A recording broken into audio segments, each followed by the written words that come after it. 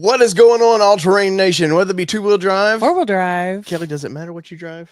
Not these days. Not anymore. As long as it's something fun. I know. As long as you're driving something fun, as long as you think it's fun too. It doesn't have to be. Doesn't have to be our fun. This is your alternate. It's been this is the night I'm having so far. So just bear with me. And this is my first sip of alcohol. So this is not an alcohol induced being stupid. I haven't even taken a sip of mine yet. So welcome. It's not Monday. It's Sunday, Kelly. That's so crazy. I know. Crazy. It is crazy. But I see everybody starting to pop in here. Yeah. Kelly, it's been like you just said, time change has screwed everything up for us today. I got up and I was like, man, I got up awful early or late. I don't know what time you got up awful early in your mind, but really it was later than your normal. Yeah, and I told you, I was like, oh, you got up early and didn't even think, oh, there's a time change going on. I kept trying to tell myself to go back to sleep, but my brain had already started doing the math of like what time it was, so it was done at that point. Yeah, just had to get up. I get it. And this has literally been like one of our free Sundays for a long time. Yeah, it's the first day our kids had off from softball, so it's like, what are we doing with ourselves today? I don't know. And then I tried to shoot something for ATN Off-Road today. That should be coming up hopefully sometime this week. And we've got a new article from our guests that's going to pop up in the morning, so that's going to be fun. So if you guys go over to alltrainnation.com, remember it's a news site now. It's not just a Dave and Kelly Yellow Pages ad. It's actually a news site. And one day Kelly will actually finish an article. And will you stop stabbing at me today? Jeez, nothing I can do, I tell you. That's right. But if you guys go ahead and smash the like button for me, and if you have not yet, I don't know why you wouldn't have. Go ahead and hit the old little red subscribe button. Yeah. It makes me keep from crying, to be honest. I go to bed at night if there's not a new subscriber. He still cries. He cries less. Yes. I'm literally a 4-year-old boy when I go to bed after looking at our YouTube numbers. Truth be told. That is truth be told. Sometimes you are a 4-year-old right. boy. But Allie, if you're asking, Allie is she's not on assignment, but our guest tonight, there was no connection. So I was just like, Allie, she was walking her dog, I saw. Yeah, having a blast. We kind of gave her a day off because she doesn't get a day off very often. Well, she's planning the Dunes thing now. She is. She's planning the Dunes ride at Silver Lake Sand Dunes, and so she's really busy. And so it was kind of like a perfect timing to give her the evening off, so we could go ahead and talk with our guests tonight. That's right, and we'll bring them in just a second. But Kelly, it's about mod time for your Bronco. Yep. We've got a new series that's going to be on ATN Off-Road where it's we're going to do a series of here's how we're prepping to supercell. Now we've spent some money. I don't even know about. Don't ask. Just don't ask what we spent on this vehicle. But we have spent some money on the new Bronco Raptor, and we got a nice partnership with Kumo Tires. I think I'm saying that right. I was thinking that on the way home. I had to run to Walmart. I was thinking, is it Kumo? Like how? I would say so. Yeah. It spells weirdly. So we've got some new tires. I'm excited for that. We made a nice partnership in Vegas. They reached out to us and wanted us to do a review on their tires. And I said, you know what? When's the perfect time to do that? Supercell. Exactly. But if you guys are Bronco people, especially if you guys get excited for Supercell, our Raptor is going to look a little different. Yeah, I don't even know how different it's going to look. So she hadn't even seen the wrap. Nervous. She hadn't even seen the wrap. Oh Lord, pink, hot pink. Hot pink and black goes so well together. We started with Pepto the last time, and we didn't end up with Pepto, so we better continue that.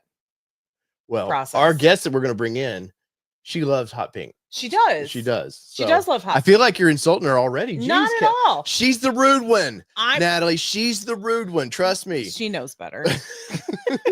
But we're going to bring in some of our Texas Auto Rider friends in, and we're going to bring a few, maybe bring Corey back sometime. And we're going to talk to some of our buddies in Texas, because deep in the heart of Texas is where we should be, Kelly, and we're not. It's deep where our heart is. Yes. Really. And especially for what we do. Yeah. Nashville's like the quicksand of auto it's journalism. like the desert. Yeah, it is. So and so I will say, before you go to our guests, I will say, I think you're telling me about all the mods while you're safe on live, and I'm wearing your "I love my hot husband" shirt. It worked out. Is that like perfect timing for you? I'm in a safe space right now. Okay. Kelly, you want to introduce our guests? Yeah, absolutely. So this evening we have Elias and Natalie. Natalie is Kitty's Glam Rides, and Elias is Rev Match Media. That's right. So definitely make sure you check them out. But we're excited to have you guys on. Thanks for joining us this evening. We're super excited. Hey, what's up, guys? Thanks for having us. Welcome in. So excited. Of course, we had before this, so any of our viewers know, or you're listening after the fact, we had some audio issues like crazy, and it was my end. It definitely was my end, and it was Dave's fault. Because Elias, you said you're an audio engineer, right? Like, yeah, I studied audio engineering in college.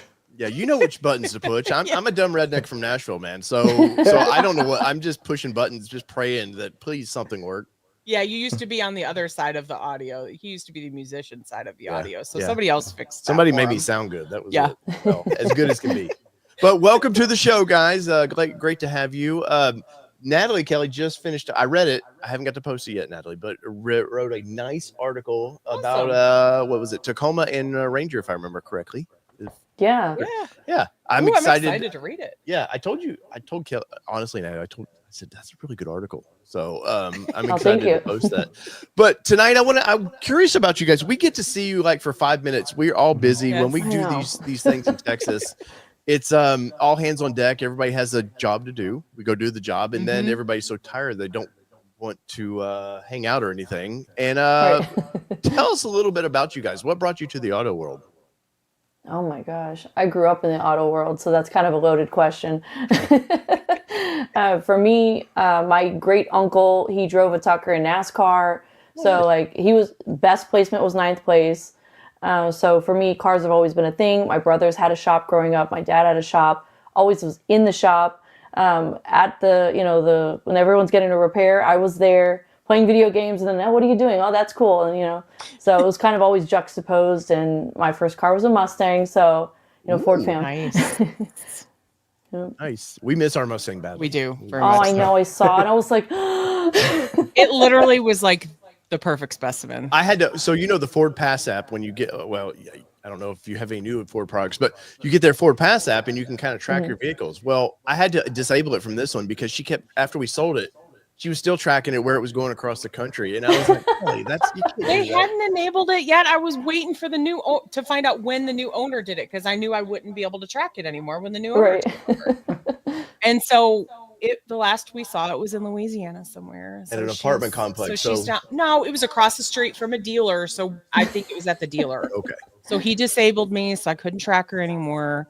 And she's living her best life. You're like that girlfriend that just couldn't let go. Whoa. Don't call me the crazy ex-girlfriend. I didn't say crazy. No. I didn't say crazy. But else, what brought you kind of into this? Was it Miss Natalie said, hey, we're now doing this? No, so I grew up in a world where Gran Turismo had just come out, and it was, I got my PlayStation for Christmas, and it was just the coolest thing ever. And I liked playing with cars and things like that, toy cars. Sure. And I still kind of do, as you guys can probably see behind. I do too. But then the big thing was I started getting into photography, and I realized I can't and don't like taking pictures of people. He's horrible at it, by the way. Yeah. I love him, but it'll be real. So cars don't talk back to you or like, take it again. Tell me to take, or hey, can you fix? No. So I started doing that, and then I was doing more like still photography of cars, and then got an opportunity at Circuit of the Americas to do some like smaller racing series. Mhm. And once you kind of in a little bit, it helps with like the next series. So I think my biggest one that I've been able to do is IndyCar at Circuit of the Americas and very cool. here at Dallas Motor Speedway. COTA is a little bit kind of, I want to say almost historic because they only went 1 year. Mhm. So technically I have like historic pictures or will be historic pictures. But yeah, and then I've been doing kind of the car reviews, joined Tawa, and then just thankfully a journalist was able to kind of push me to, the reps is like, hey, this is Elias. Mind you, she had never met me other than that thing, and was like, hey, this is Elias. You need to send him cars. And I was like, yes, Like, oh, you okay. do. Okay. And then, which is awesome. That's exactly the community I want to be a part of. And yeah, I've thankfully been able to get some cars to review, building my own kind of little Miata. So yeah, that's kind of my journey. Well, I can attest. You go to your social media and especially like the Instagrams and stuff. Like your photos of cars are just great, man. Thanks, man. Just great. And Natalie as well. I'm not taking away, but Natalie, you're you have a fine. whole different spectrum of the way you do it. Like I was poking at Kelly about pink. Like you have this very style that you do, which is fun. And like you both together are awesome, but you both are just like completely different. It seems like with the way you cover the industry. Oh yeah, totally different. Like it's funny because we'll like talk about the same idea and we'll have two different outputs. Like, oh, that's so cool. Like, oh, I wish I could do that. And he's like, I wish I could do that. I'm like, that's why we're a team. That's it. That's Better it. together, Absolutely. No, and that's definitely cool because there's an audience for both, right? So Right. like, and I can definitely see that because I know obviously some are going to be drawn to Natalie and some are going to be drawn to what Elias is looking at. Right. And so that's very cool that you both can kind of I assume that you guys kind of brainstorm off of each other sometimes too when you're trying to like create content or come up with an idea. I would assume that, and then like you said, Elias comes up with something different than what you come up with, Natalie. So that's very cool to have those unique views on the industry or the project. When you came along with me, that's like opened up different ways of looking at stuff. Usually we fight about this. True story. We get that out and one of us wins and then we make the content that way. But no, having like being a partnership like we are and like you guys are Right. in the industry is pretty rare, really, if you think about it. I know. Do you guys have your moments? Because like I said, we have another YouTube channel which called Marital We don't Nation. really do much on it, but it's Marital But Nation, it's basically very- us bickering each other a little I bit. follow y'all. Okay. thanks. But do y'all have those moments of just like, what is going on here? Oh yeah, all the time. Like I'll have a moment of like, I don't know what to shoot. Who am I? You have those moments where you're trying to create something, and then you're just like, and he's just like, get out of your head and do it, shoot it. Like, let's go, come on. And I'm like, okay, fine. Yeah, I'm a bad bee. Let's go. So That's it. it's good to have like that camaraderie. And then like sometimes when we don't see eye to eye on something too, it's even funnier because then my son will be like, okay, I'm done. Can we get food? And we're like, okay, you know what? He's right. We need to eat. We're hangry. He's right. We probably should feed him now. Like, Yeah. I'm like, oh, sorry. no, No, we do. and yeah, I mean, it works both ways. Yeah. So there's times, where I'm just clueless as to like what idea, if it's a vehicle that I've had literally sometimes 3 times and it's Right. just maybe a different trim or like I ask her, hey, what do you like about this vehicle? And then she'll mention something that I have no clue of like my experience of because I'm usually driving. And if she's a passenger, she'll give me her passenger princess, I guess review, so to speak. Yeah, it's very and, different. And she's like, I hate the dashboard because it's hitting my knees. Meanwhile, I'm relaxed, in my driver's seat. So I get kind of that feedback and I incorporate it into that because I think it's necessary because it's, one thing is you're driving, but if your significant other isn't happy, then it's not going to be a great vehicle. Or your kid in the back, which is the other thing. Kicking the back. He'll tell us, hey, this is too small back here, or there's hidden cup holders here. And so that's kind of his thing. So I've incorporated that into my review. So yeah, I mean, it's a dynamic that you have to work with, especially when you know, if you miss something, you have someone else that can catch it. Yeah, and kids are great. They'll push every button in a car. And, Oh, yeah. you know, without I remember, I don't know if you guys have ever been in the last generation Nissan Frontier, the thing that didn't change from like mid 2000s, but I remember we bought one and I was proud of this little thing, and my son's doing this, pushing everything, and all of a sudden he pushed something on the dash and the dash opened up, the top of the dash opened up, and I was like, he just broke my brand new truck. What are you doing? And no, come to find out, It was a new glove compartment. They had it was that trend of 2 glove compartments now, and I was like, oh my God. I thought he broke my truck, but that's what because that's where we thought the airbag was. Yeah, we thought that was an airbag, and so we thought that he totally just broke the truck. Yeah, and well, that truck about was the same. Day one. That truck was kind of a weird thing. We had a bird fly in the sunroof. Gosh, yes. I was driving it home, and my daughter's in the back. Kelly's following me in her truck, and I'm proud just driving this thing. Literally 5 miles from the dealership is what we lived. Yeah. So it's not like it was far. All of a sudden, I hear "Fadoom," and my daughter's like, in the back. And yeah, there's a bird flopping around. I was like, oh my God. And we had just stopped and gotten food. And so I thought, oh no, she spilled her drink in his brand new truck. Like, oh no, we're in trouble. And like, we get home and he goes, no, there was a bird that died in the truck. Like, he hit through the sunroof and just died right there. And we're just like, literally like 15 minutes after picking up the truck. Seemed like a possessed vehicle. A little bit. It was good. It was good times though. But so what are some of the things you guys in the heart of you know, press loan country, really, because in Dallas there is a big press fleet there. For our press fleet, it's in Atlanta, so it's a little harder for us to get vehicles sometimes. But what is it like? Do you guys get your here's your delivery notice, here's what's kind of coming this week, or how are the fleets treating you in Texas? I mean, it depends. So obviously we have the 2 big fleet companies that manage it. At one point, literally, I had a whole year where I didn't drive a single mile on our personal vehicle. Nice. I mean, we work from home, so you know, it's only to go do errands, and sometimes we were having to like really force ourselves to go out and drive because, you know, we work from home kind of thing. Sure. So so we had that, but then just kind of ran dry. So you know, you just kind of go to the other one, and then it's the dreaded where they kind of overlap. The double booking. And then you don't want to say no to that because you say no and you're done. So now here we're having to tackle both vehicles, and then we have another brand that manages their own stuff. So, and I know it, I feel it when it's time for them to reach out, and you don't want to say no to them. That, oh, you're busy, because they're like, cool, literally you will be put on the bottom of the list. Yes. And thankfully, you know, they love me, so I've been put at the top of the list. And I'll be transparent, it's Ford.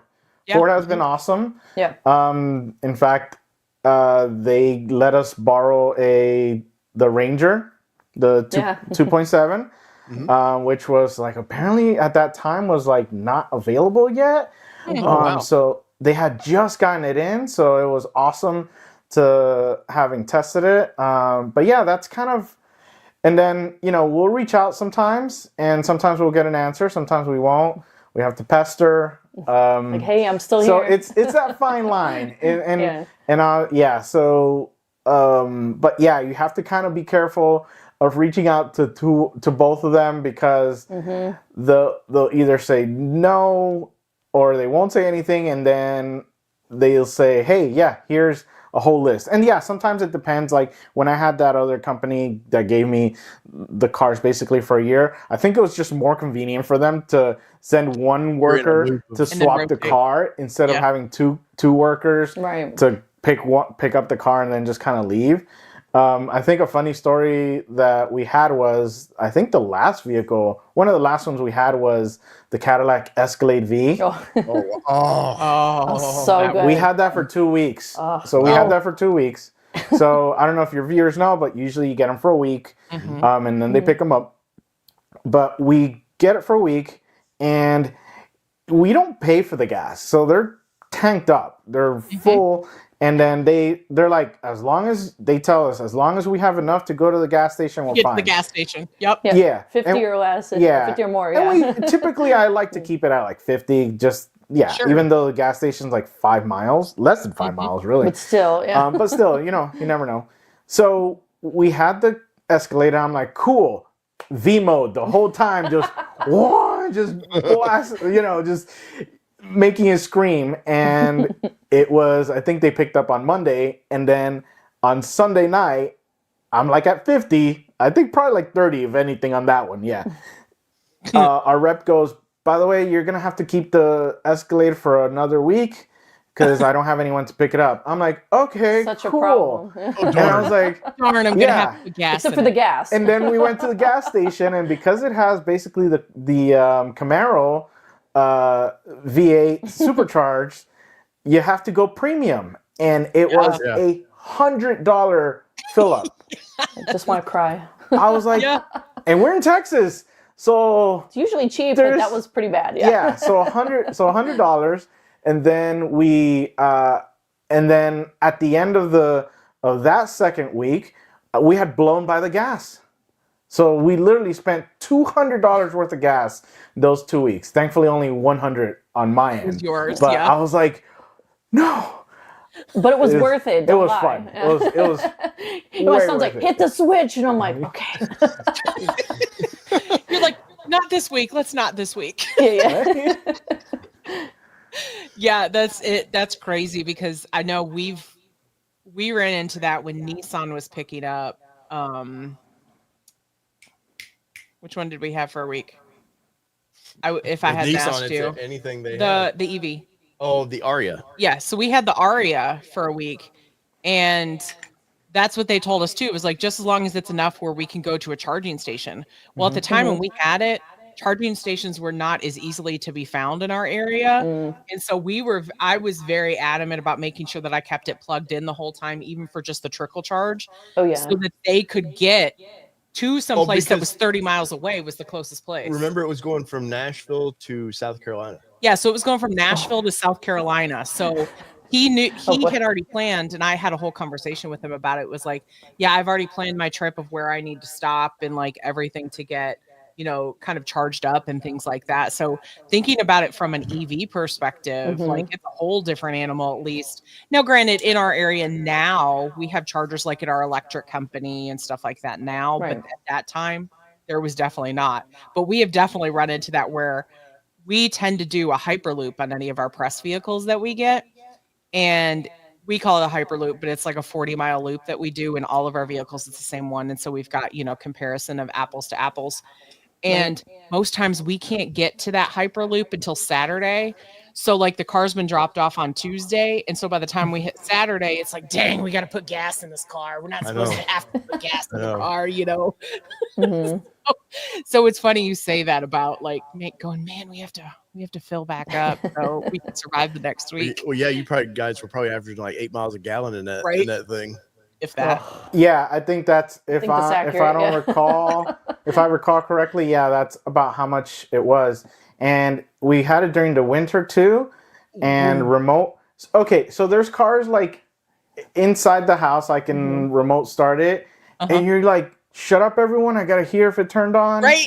You didn't have to. I was literally We're that neighbor. I was in the back of my house, and I turned on the Cadillac, and just roars. Rumbled the whole cold house. start, and I'm like, yeah, I turned it on, and my neighbors knew when we were going out with it because they're like, hey, where are you guys going? Like texting me. That was Sorry. like the Mustang. Our Mustang, I would keep the valves open at all times. At all And times. I'm always the first to wake up in the house, so I would want to go for like a Saturday morning drive, back road drive in that car, Yeah. and you would just you'd hear it and vroom, like in our And neighbor, I'd go, our and neighbor's roll over. bedroom is right next to our driveway. So Yeah. I'm sure every time they were just like, man, I hate these people. I just hate these people. Yup. That's the fun. I mean, that's why you have those style cars, Right. though, is you Yeah. want to Oh, yeah. You want everyone to know. that. What's been one that's kind of surprised you guys over the past year that you've been like, oh man, they're sending this, and then once you get it, you're like, wow, because I know Mazda for us, Mhm. They sent the CX-30 over, and we were like, okay, it's the mom or dad's commuter. But Mhm. by the time of driving it for a week, we were like, wow, I'm very impressed with that vehicle. Yeah, and I'm like you guys, I work from home, but I had to go into the office that week Oh, that's right. for a couple of days. These chairs came from her office. They By the did way. come from mine. That's actually when we got these chairs. So I actually had to go in the office, which is about 30 miles away or something, and I had to go like during rush hour, and I was coming back, and I was like, dang, I actually get to experience this a little differently than what we typically do, you know, working from home. And Right. that one really surprised me, and I really appreciated it. So long question there, but what's been a surprise for you guys? Like something you were kind of like, okay, I mean, it's coming, we'll figure it out, but you were kind of surprised after the fact that you liked it as much. Which one was it that you drove? Was it the down Dakota? Oh, the CX-70. Yeah. That one was surprising because I was like, oh, I can get a lot more mileage out of this one. Like, I wasn't expecting to be super excited about it, but once you sat in there, I was like, oh, I kind of want to keep this one. And I never thought I would want that one, right? So it's usually like if we get a Corvette, I'm like, oh, this is awesome. Like, Yeah. yes, of course, you can leave it. Or the GR86, the Trueno, that was fun. Like, obviously, I liked it, but I really liked it. It was really exciting. Yeah. So what was funny with the GR86 was the standard suspension was a nightmare. Yeah. It was like we were feeling everything. It was not absorbing anything. And then we get the Trueno edition, which is the sport suspension, and it was gliding over the bumps and I'm like, wait, this is Texas. wrong. Yeah. Like this is backwards. but it wasn't even something like, oh, we get to feel like the road. Like we were feeling the road, like our whole spine in the worst way possible. Oh, But yeah. no. Oh gosh, what You're pickier than I am. I'm like, oh, okay. Like I could see like for each driver who a car could be for. So that's kind of like I'm kind of objective about it. Like, oh yeah, this could be perfect for this person. Or, but he's very picky. So I'll let him speak on this one. It's always surprising. the Camry. Oh, Oh, really? Aw. Yes. So the Camry, we had the XSE. That was very surprising. So we had the ES 300, which we were kind of impressed, and it's funny because it kind of puts you in that old people like. damn, why you gotta go there? You know? No, but like it puts you in Because the he's mood. honest. It puts you in a mood of like you're just just relax. You're chilling. I Yeah, felt you're like enjoying it. like I had retired. Like I had Right. retired. I had no worry in the world, and I was going from running an errand. Like there was traffic, and I could care less. Like that's because it was so relaxing. It was such a dream to drive. So that was nice. But yeah, then if you want the cheaper alternative, the Camry, that was pretty impressive. So that I liked a lot. It gave me a little bit of a sporty feel. I don't like it in white though. That front grille in white looks horrible. And I had a viewer that actually said they changed it out for the black one. Oh my God, it changed the look of the car completely, and it made it way better. Oh yeah, and then Land Cruiser. Ooh, I'm So which side of that were you surprised in a good way or surprised in the opposite way? Because I've seen it go both ways. Yeah. Based on everyone's complaint, based on everyone, because we got it kind of later. We got it in like January. It was already the press drive had already happened, so everyone's reviews and everyone's comments of, oh, it's not a V8 or not even a V6 in it, turbo 4, and it's like, oh, it's not a true Land Cruiser. So yeah, I know sometimes it's hard to like look past the badge or a model name, but man, it was just so good. It was very impressive. The ride quality, I liked it more than the GX. oh wow, we're complete but polar opposites we on are. that one. But so it's different. What trim did you guys have for the GX? We had both the Overtrail and Oh. For the GX 550 and the premium. I forget, yeah, the premium.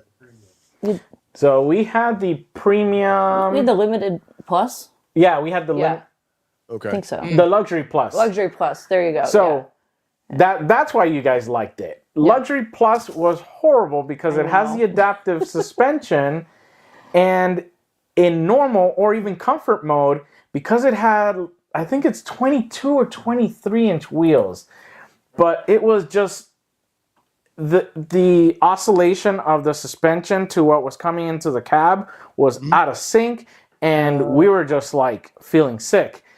Oh, And wow. then when I went to, and that was the whole week. So I was in normal or comfort, and I'm like, why isn't this thing working? Then I go to film, and I go into my more spirited area where I drive a little bit, whatever, fun. Yeah. We know. I put it in We know sport those areas. mode. And I put it in sport mode, and that was the solution. So if I had the suspension in sport mode, it was dialed in really nice, even with the big, I think it's like, I want to say it's 22-inch wheel. Yeah, 22-inch wheels. But, and then we drove the Overtrail. This one really, when she found sport mode, like you're saying, she got into that thing, was having so much fun. I told him I wanted it. It had the third row too. Well, I mean, those that know that I want a third row because our kid is in softball. Imagine that. That I'm saying that. She wants it. I want it because I want to have the ability to take the kids that I need to take if I needed to. But you need a trailer to pull for their gear behind you. That's true. Softball is not a small sport. Well, in the cargo area, and that with the third row. That's the problem. Is with the third row, there's no cargo area. Toyota, for some reason, right now, with even like the Sequoia, when you have the third row, you're like, why do you need? You almost need a trailer to pull behind the vehicle for anything you would want to take. Yeah. There's no space. Exactly. So I really liked the sport mode in the GX 550. And the Overtrail Plus that we drove, I would own that vehicle in a heartbeat. Yeah. I think the V6 for me is better in that platform than the 4-cylinder. And I'm probably that snob of like, I don't want the little 4-cylinder. That snob. And the hybrid setup. I don't want the hybrid setup. I would rather have just tried and true. But I mean, the Land Cruiser is nice. Don't get me wrong. I just, for that vehicle, the way I approach it is, I look at it and then a new 4Runner's coming, and I'm like, this doesn't make sense in their lineup. Yeah. You almost have identical vehicles in your lineup. But I've seen people sit in the back seat of the 4Runner, and it's a Tacoma situation again. The leg room. Yeah. Oh, that when we were all at the last truck event. Right. And that pro they had there, we did a short on who could get in. We were rotating. We did a fire drill on it. Yeah, and you forget your knees. Like that was I'm 5'4" and they murdered them. I'm like, come on. Oh yeah. I mean, it's like, seriously, if I'm having a problem, I don't know how y'all are doing it.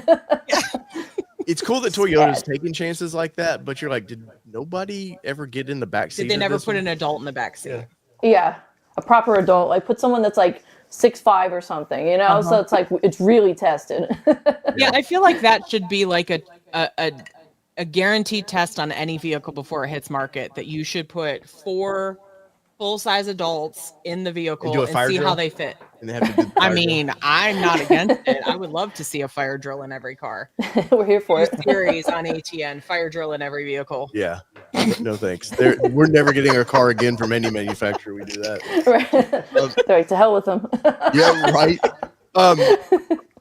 Yeah, like you were talking the GR86, man. Like we had not the Nismo, but we had the oh god, I'm going blank. Not 400Z. I'll get murdered for that. The new Z. Yeah. And you talk about getting in and out of that car. That's awful. Oh. That's like, and because we're basing it against our Mustang, which I kind of are in similar categories, even though it's more the tuner thing versus what the Mustang is. Mm-hmm. But between, like, I enjoyed the Supra way more, especially the manual transmission in Supra was, I was telling her today, I was like, I was going to say, we were having this conversation today. I would own that car in a heartbeat. Now I wouldn't want to daily that car, but if you wanted one car for your garage car, like the new Supra is amazing. Right. The Z, once you drive the Z, it's a great car. But where are you guys at with small sports cars like that? Well, I'm scared for the answer now. I own a second gen Miata. That's right. You did say Miata earlier. Yeah. That's right. Yeah.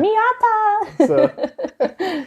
So yeah, that's what I own, and yeah, I compare it to that.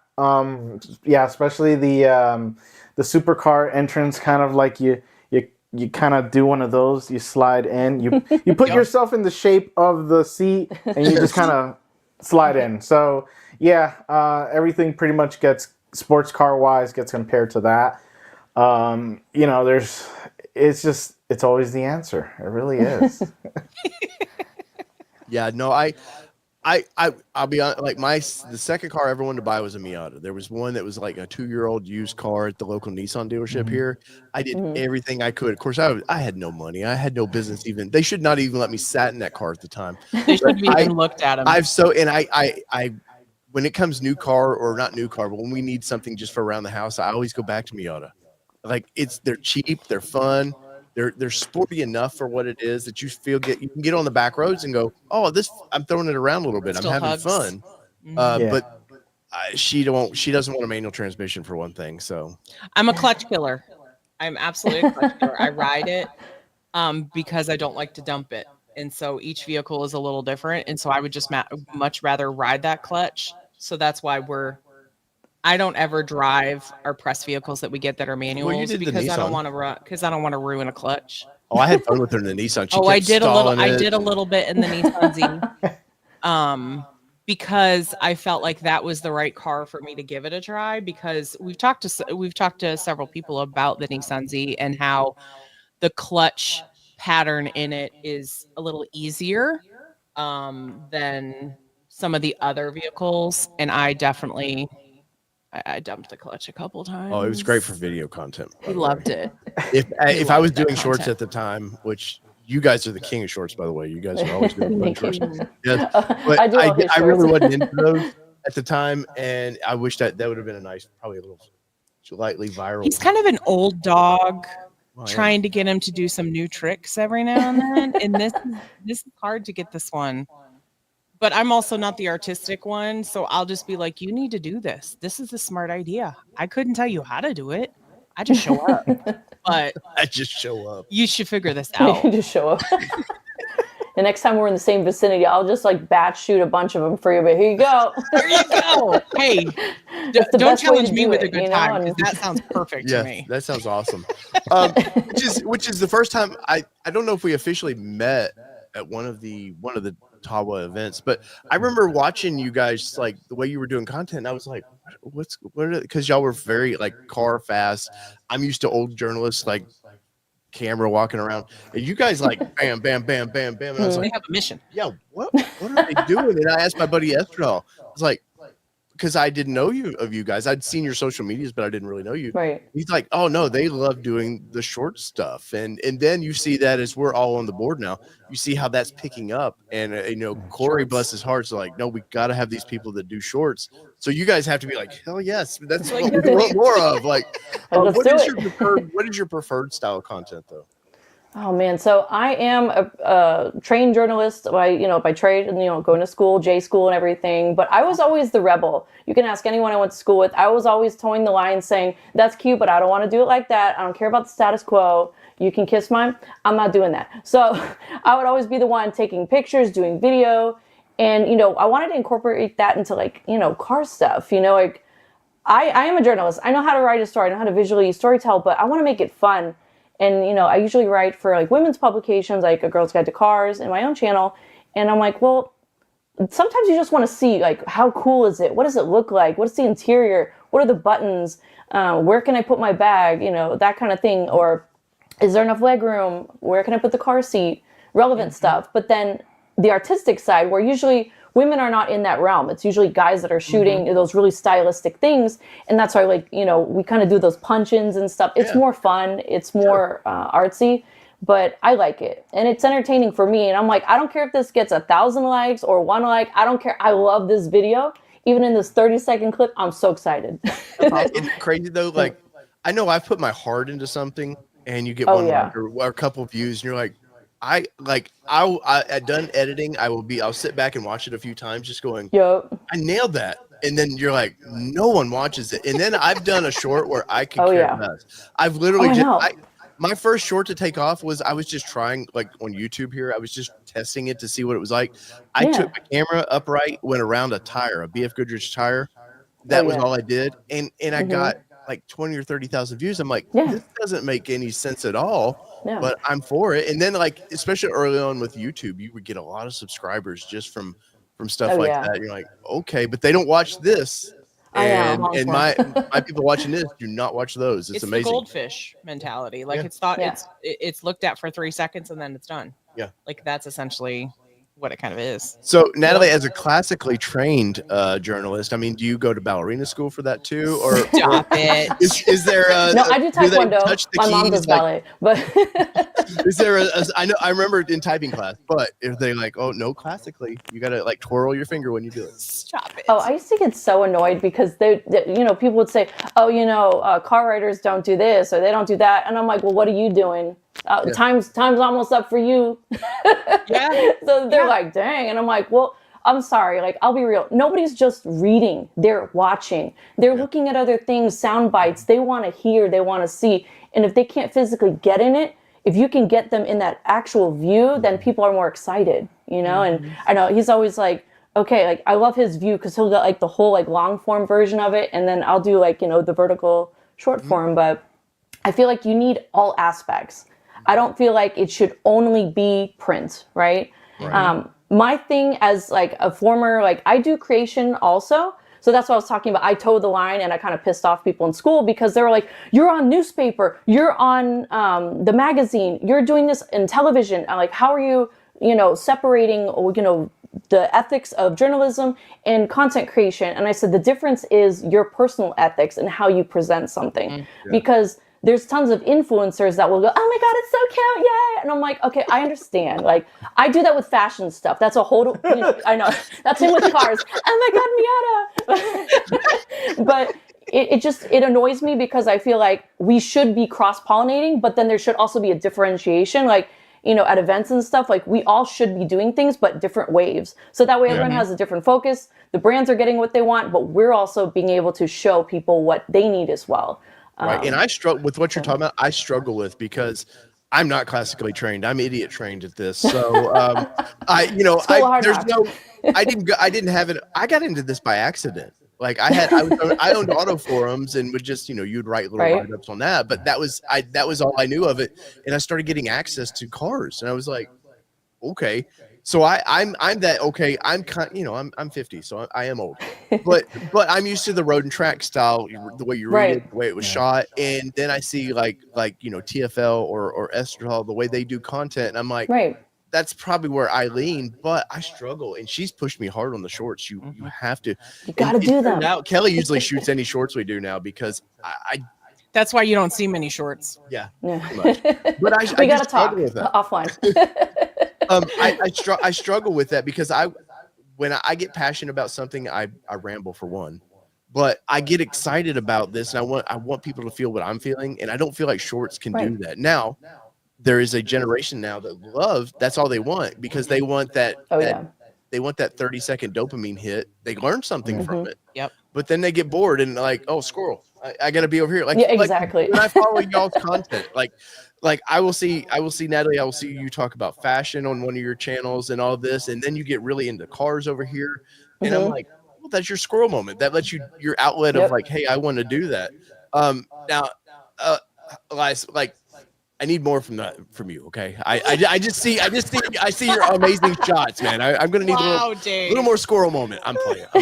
Oh no, that's the whole thing. I let her shine. And, I sit back and I've always been the observant kind of thing.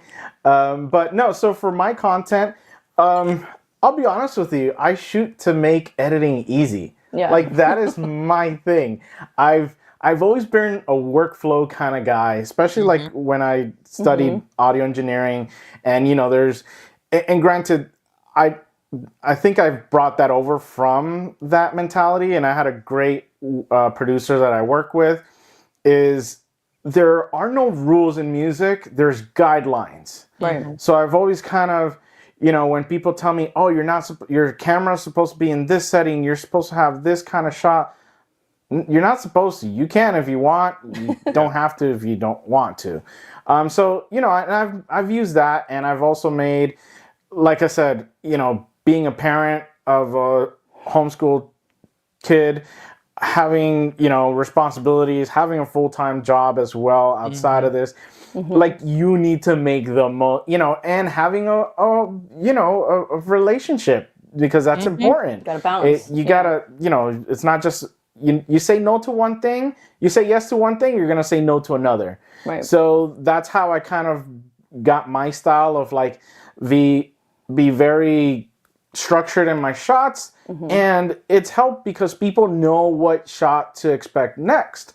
They're like, okay, he's talking about the front end, and next he's going to talk about the engine, and then next he's going to talk about the wheels and suspension setup, the side profile. So it's like a homemade meal from mom that you're like that and are kind of used to kind of feel, I guess. But it's your checklist, as you know. it's my and it makes it easier for me to remember things that I want to include.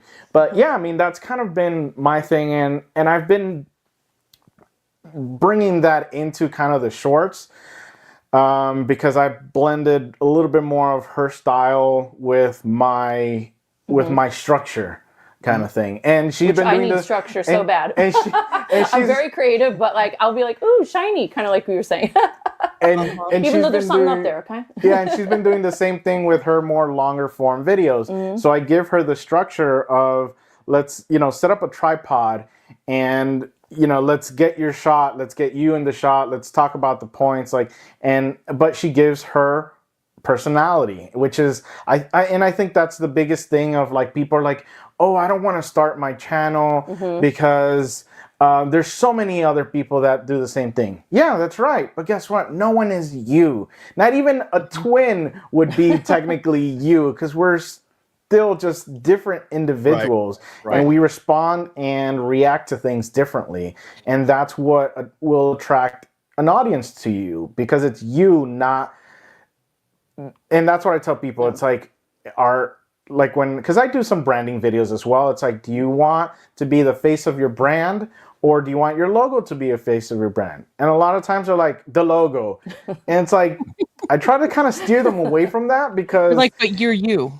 Yeah. Like, they want your product. They want you because of you. Yeah. And I think with personalities, I think your personality is what people go. It's not Car and Driver anymore, or it's not Road and Track or somebody where you were like, okay, I know that they may have different people writing, but you kind of know. No, people I think like us, because of me and you, we have fun banter, or you guys with like Natalie, your style, or us, your style you shoot at, and like that's what attracts people. Well, and it's funny you said that, Elias, about like that's your voice and that's what it is, because I tell this one all the time. Where I'm like, hey, are you gonna cover X? And he's gonna be like, well, it's already been done. Everybody's already done it. And I said, but here's the thing, like, your voice is different. Like you have to tell it in your way. And granted, if people watch it, they watched it because they wanted to hear your point on it, or sometimes the news is overdone and people are done with it. Yeah. There's absolutely that. But there's definitely a fine line, because I'm that person, like, I'm like a meld of both of you from that perspective. Like, I have to have structure, but I also have to know what the guidelines are. And so that's where this has been really tough, because we've actually talked about this is where it's been tough for me on this side, because I'm an analytical person and I live in spreadsheets in my day job. And so for me, 1 + 1 always equals 2. And if it doesn't, there's something broken between 1 and 1 + 1. And so that's where I kind of struggle with the creative side, and why he has to push me so much to be like, you need to do X, Y, and Z. And as a musician, like there's for me, there's beauty in the mess ups. There is, like, and that's why modern music to me is getting it's too sterile. There's beauty in, like, whether it be something from the 50s, 60s, 70s, there's just beauty in the timing moves up and down or whatever. And now with some of the stuff, it's just so precise, but there is, of course, we work well against that, because I'm not a bullshit artist, but I can go through and I know in my head, here's 5 things I'm just going to instantly bounce on. But my problem is, I think she has the same, like, she knows what I'm thinking. and we struggle with that at times. Of like, I'm like, I give her the cue, and she's like, "What did you want me to talk about?" I'm like, "Ugh." Yeah, and Before you hit rolling. sometimes I give a much better answer than what he was planning, and then sometimes I don't have an answer because I didn't know what he was really asking. Yeah. Or sometimes I'm like, "What? I wasn't planning for you to ask me." Do a y'all question map right out now. when y'all go to do a video per se? Do y'all map it out, or do you just kind of get there? Because Todd was real good for this. Like, if any of you guys are wondering, we go to these Texas Auto Writers meets, and all the manufacturers bring these cars out, but it's like you got to run to the one you want early on, or you're never going to get into it. But it requires you to think on the fly, that's my strong suit. But I don't always go deep into the facts. Do y'all map it out how y'all want to do it? We kind of have a workflow like we were talking about where it's like, how we go from like the front to, the back of the vehicle and, and whatever details, but it's like, we'll talk it over too. Like at home, like we'll look at all the numbers and stuff. I feel like Zach Galifianakis with all the numbers floating when he's doing math and stuff like that. It's just like, okay, this is important about this. This is important about this one. You make some notes. And then all of a sudden when we're doing the video, it's just like, boom, get right into it. Don't hesitate. Don't even like think, just go with it. And then if you're not sure, do the next take. I feel like if you just kind of fumble through it, then you're going to end up spending a lot of time when you're editing, like, oh my God, why did I say that 5 times? I got it right the first time, So, mapping that out, like just getting those data points and like the basic flow helps, especially in those conditions. It's like a media drive. You're kind of thrown into it. You have like not that much time and you just need to figure it out. And if your tripod's not working, it's too bad. You still got to get it done. So you got to kind of ruin people's days those on press events. When something goes wrong, it just destroys their whole thing.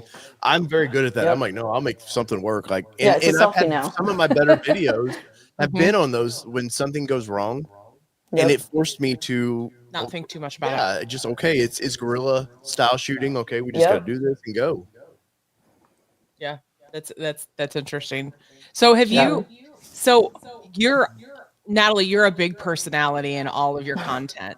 So and it's amazing to me. And it's honestly, it's #goals to get like more in that, like showing who I am and things like that. So have you had naysayers or anything from that perspective because you are such a big personality? And how do you deal with that if you have had the naysayers? I mean, like, you just Since day one, baby, as a redhead. So I've heard it all. I've seen it all. I've experienced it all. I've had comments. I just cackle so loud. Like when I first would get them, I would get so upset. And then afterwards, I'm like, let's go FBI this guy on LinkedIn. Let's look him up, And then after you dox them, like in your brain, you're like, ha ha ha, yeah, no. That like comment was for you, But then you realize, like, like keyboard warriors, like I grew up from, like the time where I have older siblings, they're all Gen X and they would be like, so I'm used to that hard, like it's going to be tough and that's it, like we're not typical millennial, I guess you would say. We're both babies, by the way, of all our siblings. So we're used to that, and I think the biggest thing, and you guys are good, older siblings for us. Okay. Emphasis on the siblings part. But definitely it's like in the creator world or even as, a journalist, it's been hard because like not on our own personal perspective, but it's always people like looking down like, oh, you do video. And you're like, ew, you only do writing. Like I write, I make the short form content. I make the long form content. I, do all the SEO. I can, whatever you can do in the marketing world I want to think of, I've had to learn it on the fly. So to anyone that thinks that they can do it better, I'm like, yeah, show me. Show me you can do it better. I hope you do because there's so much room in this space for everybody. I've and learned there should be. Delete. Yeah. I used to like you were saying, I would baby my comments and like they're destroying my baby, and then I just give a damn one day. No time for that. I just was like, you know what? I think I heard Joe Rogan talk about it one time. He's like, don't ever read your comments. Oh, don't ever read them. Because it's. I was telling her today somebody was fussing about something, and I said they only go to social media for the negative. If they have a voice, they don't go. Nobody positive when they buy a vehicle or they don't wear out every forum on Facebook about this was amazing. No, they enjoy it, they drive it, and they move on about their business. But negative, man. Yeah, and it's and I mean for like for me, You know, some funny ones. Yeah, at first you know when you're starting out, you're wanting the feedback, you're kind of wanting to see that, and there's some people that have great intentions.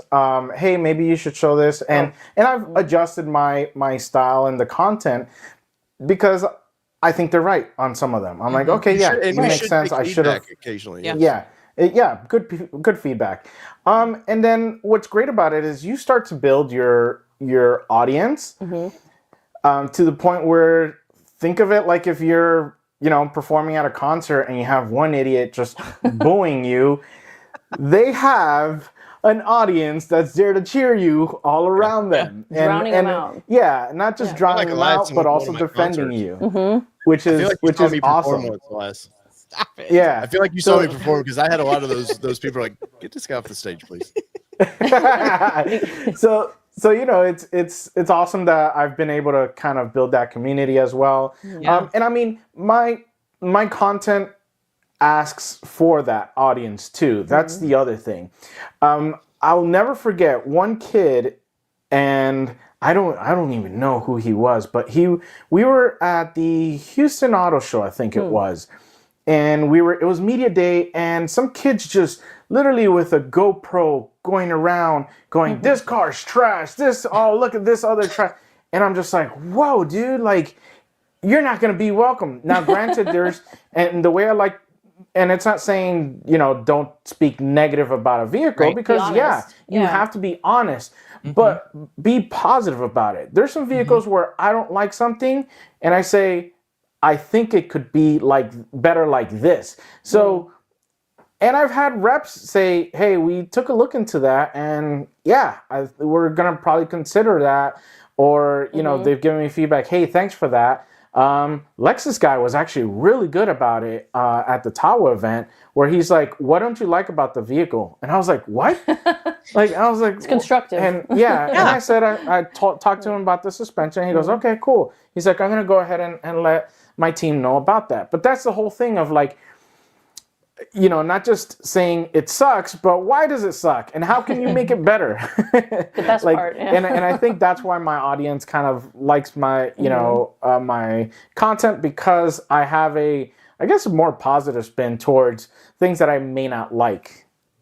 Yeah, that's what I like about your channel. Because every time, as a woman, they're like, get back in the kitchen, go do this, go do that. And I'm like, I was in the kitchen, but that's a weird way to ask yourself over for Thanksgiving. But everyone's driving a car, so we all need our own perspectives on there. Well, we used to tell some of the forums that I'd owned, forums are the worst, especially the old school forums. Yeah. They were the worst of people having problems. But it was essentially like old school journalism, not accepting the new. There was a great community that would also say, here's how you fix this problem, But I used to tell these people, if you do criticism, be constructive about it. Don't just be like, hey, this car is a piece of crap. Because I had manufacturers tell me, they're like, we screen capture everything, but I can't take this to my higher ups and go, here's the problems they're having. If all you say is it's garbage, I can't fix the problem because I can't prove to the higher ups there is a problem. So no, definitely constructive criticism. But Elias, like you were saying, I've become better, and I use that word loosely, but because of some criticisms I've gotten, and you go, you know what? If you really are honest with yourself, and I've done this for nearly 10 years, so I've seen the, hey, you look fat dude or whatever. I get all the comments and all. People love to be negative like that, and I toss those out mentally. But I have had some, hey, Dave, you got this wrong. I had a video the other day I dropped in. Because I work on the fly a lot, I mix up the Tacoma and the 4Runner. Right. Didn't catch it. I even rewatched the video a couple times. Just didn't catch it. I'm sure you guys have done that before, where you just wrong numbers for towing and this, that. And we're like, but just put it over and post edit. I let the video go, and I had one of my solid viewers go, "Hey, Dave, you got this wrong." I'm not going to delete that because I'll pin that. I'm human. Yeah. And any of these guys, some of these journalists, like some of your bigger ones that get vehicles, or this is none of our full-time jobs right now. Right. But when they live and breathe that 24/7, it's easier to have every fact in All your that head. data filed Oh, correctly. yeah. Right. And Yeah. when you're like working a 9 to 5 or whatever, and then another 9 to 5 trying to do this, and then you got family, like you can mix this stuff up. And yeah, so it's easy to mix it up. And you all the time, you're smart about it though. You'll go, hey, what are the facts? We did a review of some coolers that go in your car, some refrigerators. Kelly was smart. She brought out the whiteboard. She like set it out. She wrote, here's the facts. Like love had it. it. I was like, oh wow, if I wasn't so lazy, I should do this. Like she is like, but we balance each other with that. But too. now a little bit behind the scenes, we actually have a whiteboard now below the TV that is in our studio, so we can make sure we stay on track with conversations we want to have when we're doing videos and things like that too. But yeah, like because I learned that we needed something that wasn't going to show on camera, because when you go to Right. press trips and things like that, like you're trying to do things on the fly, we might even have to get like a small one to take with us when we travel. Get like a Because foldable one. yeah, see, that would be perfect, just like a foldable one that you can kind of put up and still look off to the side, because like we said on the press trips, like they're quick. Like you got to get the Oh, yeah. data, you got to get the data in, you got to get it back out and quick on the screen. And the worst ones are too, like Ford. Ford does not F around with their trips. Yeah. They are very precise. Here's when we're starting. Here's when we're My ending. goodness. Very regimented. And there is no like, hey, I need content creation. You're like, I mean, they give you Go. time for content creation, but there's so much information that's filled in such a small amount of time that it's hard to get it all in, process it, and then push it back out into a video. but then there's some of them, like I've been on some Nissan trips where they're just like, it's a party. I'm like, I need You're a like, where's balance. the of that, learning? please. Can I have a balance? Natalie, it looks like you're with Kawasaki was on one of those like fun. You had the pool to yourself, like you had, and Elias, you were not there, right? No, I was at So home. you had to be kicking yourself, going, You had "Damn to it, I parent need that Palm week, Springs huh? is Oh. amazing." Favorite place, Palm Springs. I was like, oh, this is amazing. Yeah. Lots of work, but then there's play, right? You just Yeah. sit there and enjoy it. And they had like an amazing spread of food and stuff. And I'm just like, I'm so stuffed. I cannot eat this, but it's very beautiful. Yes. And the airport there is so fun. Like when I know. It reminds me of come off the Jurassic Park. terminal, you're outside. You're Yes. like, well, this is weird. Okay. I know. Yeah, we went to Palm Springs last spring, and it was the first time both of us had been to Palm Springs, and Oh, we cool. literally got off the plane, and like we hadn't been in like truly a desert situation before Well, I until have. I Oh my mean, goodness. but you could feel it. Yes. Like you could It's so feel dry. the desert. Literally, Yeah. we walked out of one of the terminals, and all of a sudden, like I felt every moisture piece of me like Yeah. pull right out of my body, and I was like, "Oh, this is what it's like." So like, felt all the chapstick, all the all the Yeah. things. But Mhm. yeah, it's you got to live it up. You got to love it up while you can, and if you love what you do, like they say, is it really work? Right now, it's work. We still love it, Oh, yeah. but it's work. Yeah. Yeah, we'll be in San Diego coming up, and Yeah. for one, I'm not like you guys are sort of middle country, which is I know we're not that far east from y'all, but Right. yeah, the trips out west, you're just like, there's that day A whole day gone. of travel. Day is Yeah. gone. How long is it for you guys? Is it like 4 or 6 hours or? 4.5, 5 hours? I think, yeah, I was looking. I think it's about 4-hour flight one way, and then it's a 5-hour flight the other way, or Ugh. like close in that range. So it's definitely have to balance that flight too, and be like, can we work on the plane or can we not work on the plane? Right. Oh, I kind of know. thing. So how was Kawasaki? What were you there for? I know Girls Guides to Cars is who I Yeah. think sent you out there. What was that one about? Oh, we lost your So audio. that was for there you Kawasaki's go. first personal transportation vehicle. So it's not a golf cart. They're very explicit with it, like no, and it is actually pretty cool. And I actually wasn't planning this, but shameless self promotion here for them. They got us a Stanley, and they had actually designed it to look like an EV car, but with the those creature comforts of like being able to put all your cups up front. You have lockable storage. There's even USB-C ports. You have a display with Android Auto and Apple CarPlay. Well, I'm like, what? Like, are you serious? And you can put your music through the speakers above. I was like, oh my gosh! Like, I couldn't play the music that I want to play because I don't think heavy metal would be appropriate at a resort. So we just went without the music. But it was really cool because I never thought like, oh, I usually do cars, and then here I am doing this cart. But it was interesting learning a little bit deeper about like batteries and Also, the fold down, how you can put all your stuff on it, and getting a new perspective on how it can help other people.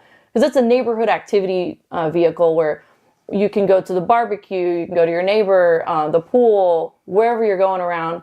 And it has like these like aggressive little off-road tires. So it's 14 inches on the 23. So it has a little bit of ground clearance there. So it's like a mini off-roader. It's kind of like the side-by-side, but less aggressive. Kelly's parents lived in the villages in Florida. Yeah. And these are exactly. prime exact what they do. Like, I'm amazed you go to Target on well, I can't say Yeah. Well, down there it is a golf cart. well, but Yeah. But what they're using But with it this for. style of vehicle, this is primarily what they use to get around. Doctor's appointments. I was amazed. Oh yeah. We took her parents' little card out, and I was amazed at how people use these things. Yeah, we literally on Christmas Day, because we were at my parents' for Christmas Day one day, and Right. I really just wanted a Starbucks. And my mom's like, "Oh yeah, Just there's get on the one right cart. down. You just follow this path down, and you go here, and you go here." And I love seriously, that. we took the golf carts to go, but this would be perfect because they just had like a two-seater golf cart that was like kind of retrofitted for their lifestyle.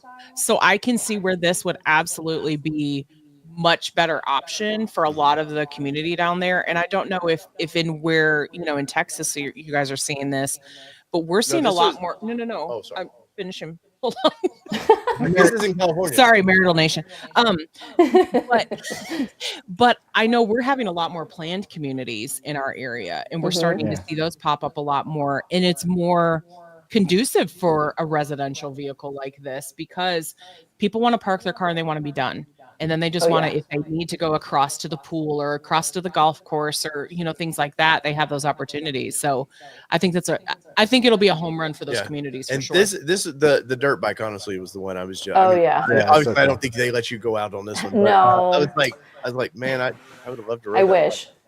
Yeah, A Baja adventure for another day. bike. Yeah, right. Not in the heels. Yeah, right. Exactly. And of course, the one thing I will say, part of the perks of this job we all do is like when they take you to a nice resort like they do here. Now, like I said, Ford doesn't mess around, so you don't really get to enjoy. Yeah. But I mean, you look like you got to enjoy your trip a little bit more. But like getting to see some of these places, man, I don't take it for granted of there's a team that people just think, oh, they just send you there. No, they got a team working their butts off trying to make sure that this goes smoothly. It's an experience. The product, for one, works as it's supposed to, because I've been to one where all of a sudden the product didn't work right, and they're trying to like sugarcoat. No, don't look at that. Yeah. You're like, these teams that do this, like they work their butt off. But like I said, especially Palm Springs, we didn't have time to sit down. We didn't. We did dinner that night. Yeah, and that was about the closest we got to relaxing. Yeah, it was, but it was a great experience. Oh, but 100%. you learn so much about vehicles in such a small amount of time in I know we're doing our best to get as much of the information out because, like you said, the manufacturers have a plan for the event and they want a certain message to get out from a perspective, like you said, like this is not a golf cart, like it's really not. It's trying to differentiate this vehicle from that to kind of say, hey, this is a different vehicle than what you're thinking it's for. Yes. When really it's a new purpose of a vehicle when you think about it, because really that's, like I said, repurposing those golf carts. There's a lot that goes into that, and to have a vehicle that's already built in and that from. Well, and from my engineering land planning side, I think people are learning, okay, I can, like you guys work from home, Kelly works from home. Like if our community was more like, okay, we have a central grocery store that you could use something like that in. I mean, you can definitely see that the way we're all going to travel around is definitely changing. You go to enough of these events, the way they, like, I hate to say there's some global planning, but there is definitely people pay attention to trends, and people want, I just want easy. I just want to hop on the little cart and just go do something quickly and be right back. Our daughter has a new electric scooter that Highboy or somebody sent us. She begs us to let her go down to the store, and I, of course, helicopter parent a little bit. I'm like, no, I know, guilty. Sorry, we're not doing that. But she's like, but I'll have my phone. But they could take that so easy. No. No, that's. I don't know what we're gonna do when she starts driving. Yeah, but like especially electric vehicles like that. I bought a new electric bike. Looks like a little cool. motorcycle, but it was just literally because our park is next door to us. Mhm. I thought, Yeah. and we do a lot over at that park, so I'm like, well, it's easy travel. I don't have to get in my gas powered vehicle to go do that. Are you guys Right. on the EV trend? Are you enjoying that, or are you kind of that meh? Still toeing the line.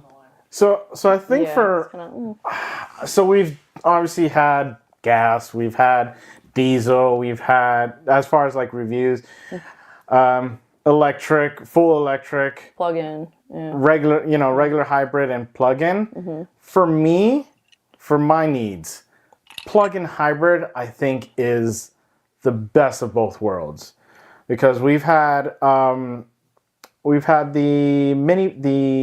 Chrysler Pacifica. Mhm.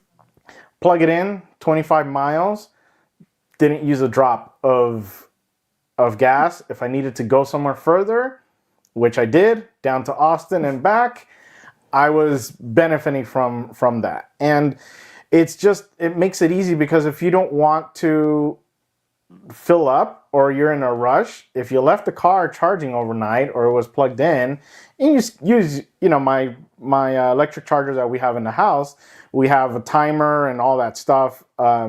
So it just makes it convenient, because like I said, we work from home, but even when she was working, her trip was 25 miles.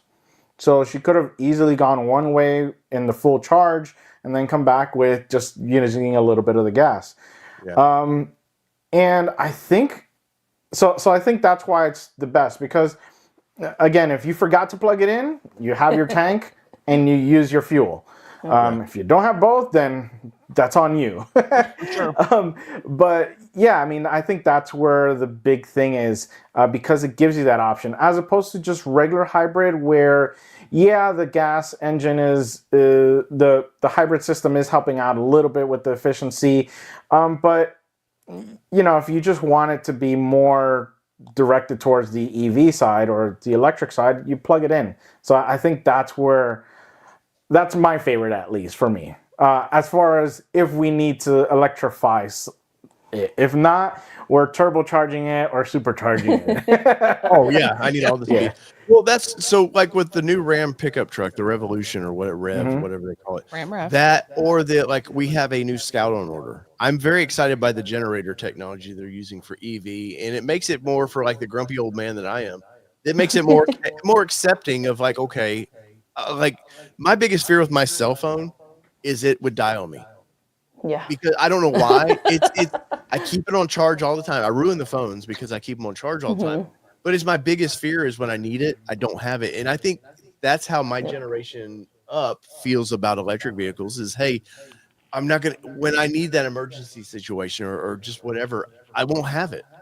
And so like the new technology of the generator technology, I think that's a big plus too of, okay, I can use gas. Like I know Scout is a supposedly 500-mile range. Yeah. Or not. Yeah. I think I'm probably mixing it up, but, and if I need to keep going, I can put fuel in it. Now the gas engine doesn't powertrain. There's nothing to the powertrain, but it will continue to charge it enough to you can keep going.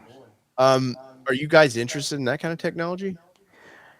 I don't know how efficient that would be though. So that's when they announced it was going to be a generator style electrification. Mhm. I'm like, okay, so that 1 gallon of fuel, is it going to be worth more just using it in a combustion engine and power your wheels directly, or is it going to give me more miles or more distance by converting it into an electric charge and then have the battery system, electric system, power the wheels?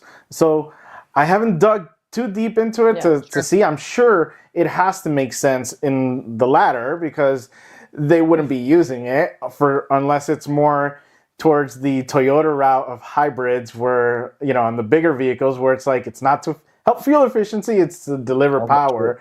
Torque. So I think that's what I need to see the numbers of. But I mean, yeah, if that's the case, then yeah, I feel like I don't know how working on those would be. But because the orange always scares me.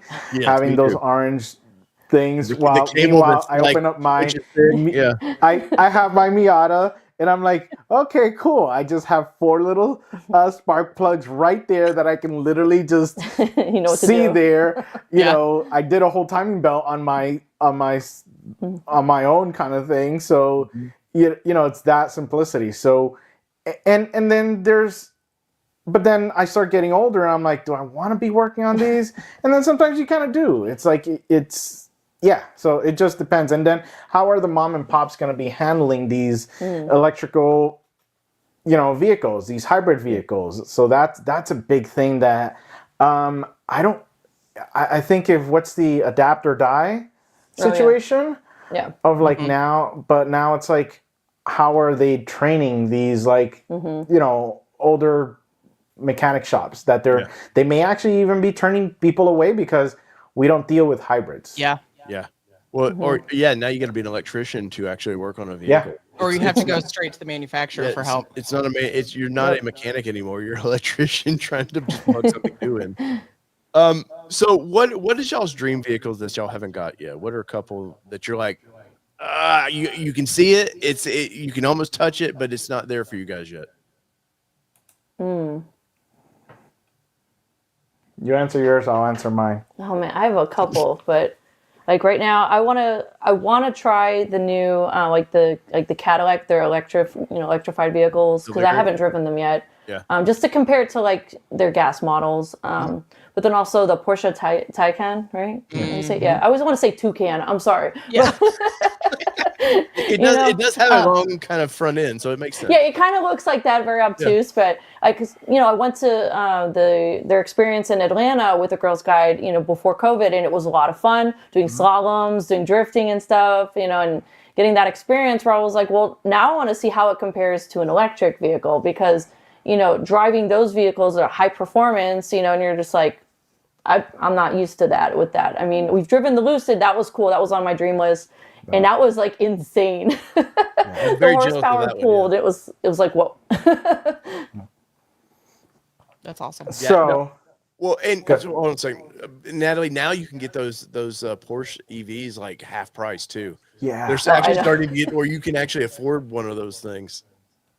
No, don't tell me that. But sorry, he's gonna kill me. I mean, your viewers got to know, you're paying half for the Porsche badge, but the maintenance is still going to be a Porsche badge. Yeah, and that's the only part. And it's an electrical Porsche badge. So double it. That's a whole nother animal. I mean, like, as everyone always asks me about, like, how is EV in Texas, and like I've always been on that line of like, I mean, I understand why everyone's super excited, and like I understand too, but then the other part of it is the practicality. Like here, it gets really hot, it gets really cold. Vehicles get stuck on the side of the road or in the garage; they can't go anywhere. It's just not convenient for me, especially right now. There's no infrastructure. If I want to go charge, half of them are broken. You go to the mall, they're broken, and they're all level 1. So even if you do find one, there's a bunch of Chevy Volts there, and you're like, wow, that's cute, but like now I can't charge. So or the redneck dude that pulls right into it because he just wants to be a dick and no charge. Can I answer now? Maybe. Sorry. Are we gonna let him talk? I'm like, can I answer now, please? Can I please answer my question? Maybe. So like, I need it. So what's funny is that I've been a sports car guy. I've always, so this whole off-roading truck life, I never, the only truck thing that I knew growing up was my dad's work truck. Like that's all that's all I drove in. But it was like, single cab, get to work, 8-foot beds. That was my life. That's all I knew. But after reviewing all of these, I've come to like enjoy the overlanding aspect of things. Oh. So even though I've lived in the city my whole life, but city slicker. Yeah. But when when you're raised not in the not the richest, I guess you could say, you can make do with whatever you have. So the overlanding thing appeals to me. So I like the Land Cruiser, which is like what I mentioned earlier. So my checklist, I guess, of things has to be zombie apocalypse proof, which is her requirement. Yes. So it has to be off-road ready. So that's why we were liking the Land Cruiser. And then I started thinking, I was like, wait a minute, my neighbor just bought a Silverado ZR2, and it is diesel. So he went with the 3.0. Yeah. And I was just kind of looking into those, and I like the Trail Boss, and I was kind of going towards that, as my next vehicle, because I think, you can get a truck, single, double cab, family, dog is in there, everyone's in there. You have a truck bed, you're a homeowner, you're gonna need, Home Depot runs that. And I can tow. So that was that was another big thing. The Miata. If I want to start racing the Miata, I like autocross, because there's one thing of you tow a vehicle, a race vehicle, to an event, and you can beat the hell out of it. If it breaks, yeah, it's gonna suck, but you can go home by loading it up on the trailer. As opposed to if I take the car myself, I have to be careful, and you don't get to experience it fully. So that was that's it. So I was looking at the Trail Boss, but I didn't like that it has an auto locking rear, so it doesn't have the electronic locking rear. What was that? Like a limited slip in the rear. Yeah, it has. You literally have to tell accelerate hard for it to say, oh, cool, you're losing traction, let me lock you up. So same thing with the Colorado with the lower trims minus the ZR2. So the ZR2 Silverado was cool. I was like, okay, 3.0. Yeah, someone said get the Raptor. I know, but that's that's a lot of money. She's a Ford dealer, by the way. It was a very spirited drive. Yeah. No, but so I wouldn't mind the F-150, but I like the diesel aspect of it. So that was one thing I was like, I've never had a diesel vehicle.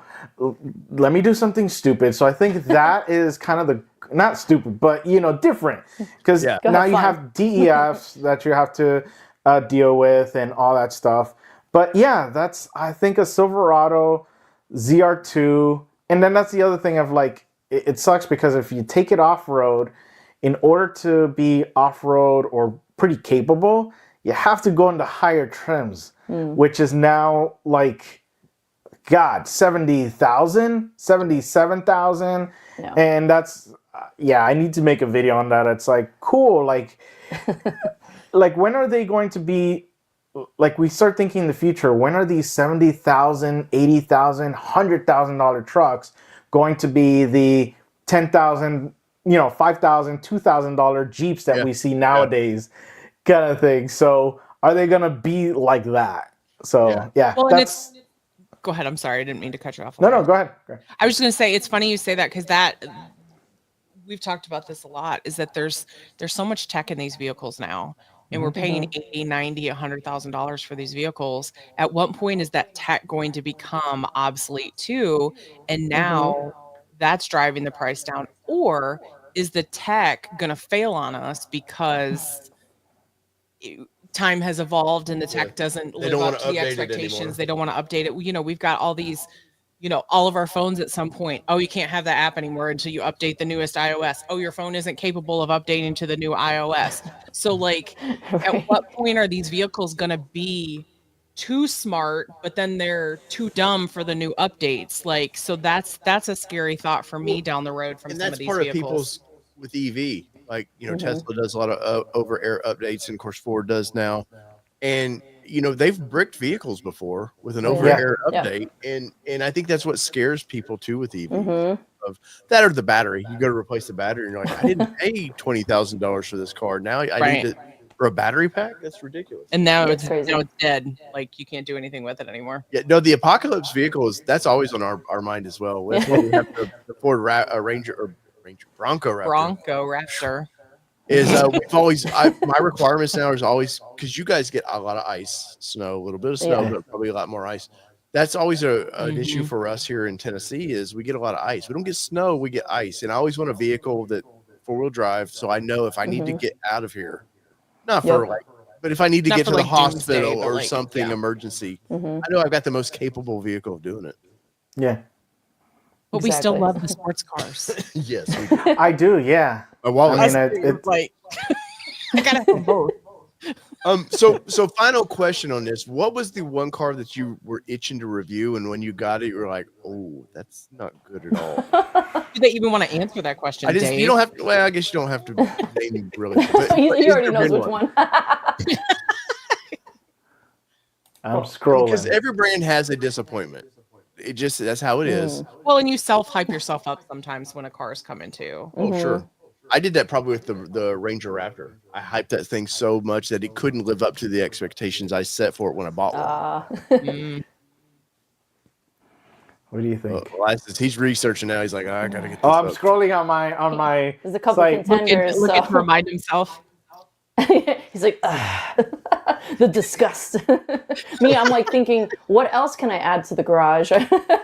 Yeah, that's like where my mind's going, because I'm like, well, like my son, he loves the Land Rover. What is it, the SV? And I'm like, okay, that's a baby house. Like it's like what, $200,000? Yeah, starting at 220. Yeah, he likes it because in the back, you press a button and then like this little, it looks like a vial, but it's actually like a cup holder. But it's insane. It looks like Jurassic Park, like one of our favorite movies. So. Yeah, looks like the Barbasol is going to come out, Right? Yeah, it's funny because that's a struggle for me too, because I know, Elias, you were talking earlier, is like, if you find a vehicle, it may not make sense for you, right? But it's got to make sense for somebody, because obviously that wouldn't have been put there. And how can I say, hey, this could be better? Because I don't know that there's really been a vehicle that we've driven where I was just kind of like, I mean, if it showed up in my driveway, I wouldn't be mad about it. The Aria was a disappointment. I'm not gonna lie. The Nissan Aria, like you were talking about, the EVs couldn't keep up with the heat y'all have.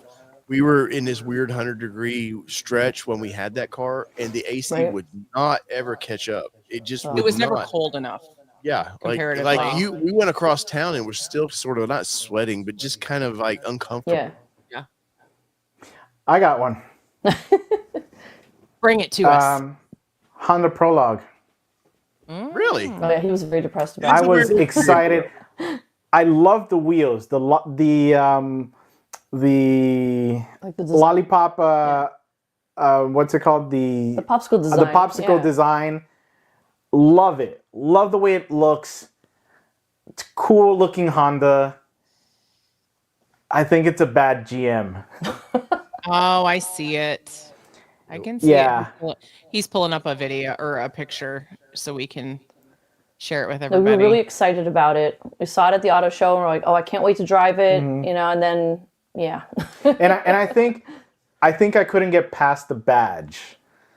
Really? So I think the badge of me expecting a Honda was the problem. Yeah. It looks tiny. Is it as tiny as it looks? It's it's massive inside. Yeah. Really? It's based on what's the EV, the GM EV? Blazer EV. Yeah, the Blazer. Which has been a mess for GM. And this is that weird partnership they had, and then they suddenly cut it off. They're like, no, that's not working out. I can see the GM in it now that you say that. Yeah, but you look. But the wheels are so cool. I love the wheels. I like the way it looks. But I think, I was so excited because I can't wait to, and I hope it doesn't fall short. The new Passport. So cool. Oh. Yeah. Yes, it looks great. Oh my I'm God. excited about the Passport. I'm really we got to see it at the auto show, and it's like, okay, we don't get the Land Cruiser. I want this That's one. the one we're getting. There you go. The lollipop. I keep wheels. saying lollipop, but ice cream. Yeah. But it just, the infotainment system was to GM, because I'm in a Honda and I want the Honda system and I want to get the Honda experience. Right. But it was, the gauge cluster is a screen, and I think one of my biggest pet peeves is you have a screen, you have so much to work with, and it only looks like that. You can't change the way it looks. You can't change the 3 different panels it has. If you could, it was a very bad user experience because I couldn't figure out how to do it. Yeah. And you can see You're the very knobs tech and savvy. That's how everything. we met, working together in a tech store. Won't tell you which one, but And then the other thing is we have, which I didn't have a problem with it in any other vehicles from Chevy that have moved from the light switch to the screen being the light switch for your headlights. But for some reason, the auto lights weren't really working well, and I needed to actually turn it on. And I'm here looking for where the hell is the light switch, and I forgot I was in a Chevy vehicle, in a GM vehicle, with that little light switch in the infotainment screen. And it was just, I don't know. I kept seeing the Honda badge in the steering wheel, and I was not having a Honda experience. I think that's center why. stack is all GM. This is all GM here. Yeah, and it's crazy because I worked in tech previously as well, and you do want to differentiate yourself from other tech products, which is sort of easy, but not always easy to do. But I feel like this should have been an easy-ish enough to be able to change the tech in it to make it Honda-like versus, like you said, like or it needs to be personable, because that's something we see in some of the vehicles that I can't think of one off the top of my head right now, but like you look at it and go, this is all I get. Yeah, this is. And where do I find this? And how do I do this? Well, it can't do this. Well, why can't it do this? And like, there's definitely that balance, like we were talking about before, is that there's got to be enough tech where it makes me happy, but not too much tech where I'm scared of where we're going to evolve if you can't to. do anything with the dash, customize it. That's no good tech. But now, Elias, you can tell, like, this is all GM, and I've never paid attention to this thing. Yeah, that's straight GM, which I'm hit or miss with their interiors. Some of their stuff. We own a Trailblazer. I know. That's why I'm like, this looks familiar. Yeah. So it's not that I don't like GM products, because we own a Trailblazer, and I want we want the Trail Hunt, not Trail Hunter, the Trail Boss, but Silverado. But yeah, it just, I don't know. It's and I, in my video, I said it wasn't a Honda experience. I was expecting a Honda experience the whole time. Yeah, no, we had a Honda Element that I bought brand new. I loved that thing, but it was a Honda. When you got in it, inside out, that was all Honda. And I can see that. I just looking at these pictures from Car and Driver, this would be a big disappointment. You're 100% right. And not that it's probably not a bad vehicle, it's probably a good vehicle, but experience is everything. And I don't want to, as people in the industry who we know, okay, yeah, they're partnered, they're building this together. Right. You still shouldn't feel completely. There's always going to be little knobs or something that just like little carryovers. Yeah, practicality. We're not going to remold anything. But yeah, this, once again, you're right. This looks just like the GM with the Honda H on the steering wheel. Yeah.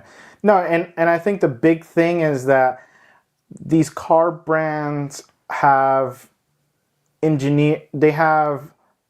automotive engineers designing software and user experiences, as opposed to software engineer and user experience engineers that should be designing these things for vehicles. That's it. Because I think that's one of the biggest disconnects that some of these brands have with some of these infotainment systems. Oh yeah. I think one of the big ones, and someone called me out on it, and I answered. I was like, well, maybe they should make it easy. I went the old man route, but it was We're having it, and it was the I think it was the Cadillac, not the V, but because we got to test drive another one. Yeah. But like, I have the screen here on my gauge cluster, and I have the different zones, and if I want to change one zone to show me one thing that's very important, and I think it's very important for everyone, is to see your tire pressure, especially when you're going on a road trip. Yes. To me, in my head, I'm like, that's everything. Temperature, tire pressure, I'm like so paranoid about that. So I want to have it up. On the Cadillac, I had to go into the infotainment screen, dig in through 4 different menus, and then press a button that says send it to the gauge cluster. Oh. It's like, no, have it on the steering wheel, very easy, a button that goes next, Yeah. and I toggle to it, and there's my tire pressure. But no, I have to now take my eyes off the road, go focus. through those different menus, and then say send, and then check my gauge cluster to make sure it's there. So it's those little things, and it's, those are the things of like, I hate it, but this is how they need to improve it. And I'm glad, like I said, some of these brands take our feedback, because it's necessary for a better generation vehicle. Because I think we're in a moment where we went from no tech to a huge, like, we need to have everything, and let's throw it in, but we have to throw it in for the sake of throwing it in, but not the right way. Yeah, it's a checklist. Oh, we had to get it in there. Yeah. Yep. Yeah, and the worst thing is the tech they do put in this, they put the cheapest processors they can. It's slow. People are used to speed of their phone, and you want this just built into your dash, and they cheapen out with that stuff. And that, I get during the pandemic, they just did what they could do, especially some of the new stuff. They was just like, we're very limited. But Tesla, and of course, think of what you want of Tesla right now, but they were very good at tech. Like, they're a tech company. They're not a car company. They're a tech company. Right. Yeah. But I think some of these, like the big 3, tried to emulate. Okay, it's easy what they're doing. We'll just emulate that. And you're like, no, you're a car company trying to be now a tech company. Like, you're way behind. Right. Get with it. R&D is very expensive. Yeah, get with it. That's why they're all partnering together now for that. But no, that's it. I'm gonna pay attention to that car, because I really hadn't paid. Honda's hit or miss with me. I sometimes pay attention to them, and sometimes I don't. I did the latest Civic drive they did with Corey, and that was fun. But I'll be honest, as far as PR side, it was just kind of bland.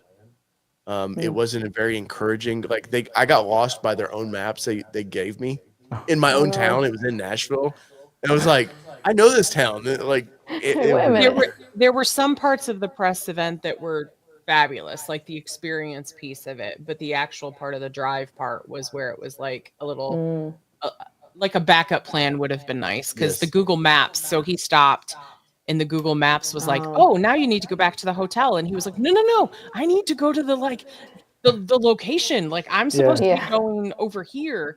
And so, like, I think you ended up figuring it out. Well, the worst thing for that trip was that was the weekend we were buying our Bronco Raptor 2, and Alcione Ford, who's in here, who we bought that from, they're in Illinois, and I had to at the end of that press trip grab the family and drive to Illinois, and there was all this stress. And you know how they'll give you their sheet, here's the road you take or whatever. Right. Well, they did the Google scan QR code. and I didn't have Google Maps. I don't use Google. I'm an Apple guy. I don't use Google Map either. Yeah. I was like, this is not where we're. So they should have had both in mind. Yeah. I was stressing too, because Corey had sent me on this trip, and I was like, I don't want to mess this up for Corey, and which is double the pressure. Corey has his own unique voice. I'm not Corey. I called her, and I know Corey has a clip of this because I sent him all the raw footage. I'm freaking out on the phone, just literally almost not in tears, but just like so stressed of like the trip. Like I said, it was the most. I'm having a panic attack. Anxiety stress call he's ever made to me, and I was like, fine. Just take a breath. Who died? Yeah. It's okay. Like, just film. It's okay. Take a breath. You've got a moment, because I know on these press trips you've got a little bit of time to like get yourself to where you need to, and who knows what's coming down the road from an event perspective. But I told him, I was like, just take a breath. It'll be fine. It is what it is. You can't control it. And that's what we tell our daughter all the time. It's like, you can't control it. So I'm having this conversation with my almost 50-year-old husband. It's okay. Take a breath. Well, it was Corey's first trip for Honda too. And I was like, I'm going to mess this up. He was stressed about I'm not driving I ended up just driving straight to the clubhouse, the golf course they went to. I didn't do their scenic drive. For one, and they always give you these pretty drives, but this is my town. I know where they took me. I was like, look, I can get. Look, I got to film. At this church, I snapped some photos around this thing. And that's when he lost it. Yeah, and then I was like, oh God, I've ruined this. And Corey's on vacation too. I think he was in Mexico. Yeah, and he texts me, he goes, "How's it He going?" was out of the country. And I was like, "It's not well, dude. It's It's not not going well, buddy." But well, guys, I appreciate y'all coming on tonight. Yes. And Thank you. Yeah, thank for you. having We've had a us. lot of fun. I will. I'll throw your links back in the chats. Do y'all have a website by chance? Yeah. So it's revmatchmedia.com. All right. So that's where you can see all my write-ups that have the videos in there. I have some product reviews too. Those are always fun. Hoping to get more of those. But yeah, that's where you guys can find me. And you can find me on a Girls Guide to Cars as a contributor and your social media manager, so say hello. But on my own channel, Kitty's Glam Rides, definitely give me a holler, follow me across social, and yeah, see you on my shorts. Yeah, Awesome. and now you've got some stuff that are going to be on our website, so we greatly appreciate that. Excited for it. Yeah, guys, definitely go check out their socials in general. I hate to be that I don't know about the websites, but because I follow y'all socials and just kind of knowing y'all a little bit, I'm like, oh, I just pay attention to what they're doing this way. Their socials are fun. Go check it out. Yeah, you need more pink in your life, buddy. Okay, I'm just gonna say that. He has a couple shirts from Roosevelt's that I got him, so they're like boisterous, loud, like wore it at Tawa. I think you had a fun shirt at Tawa. I think you did have a fun shirt.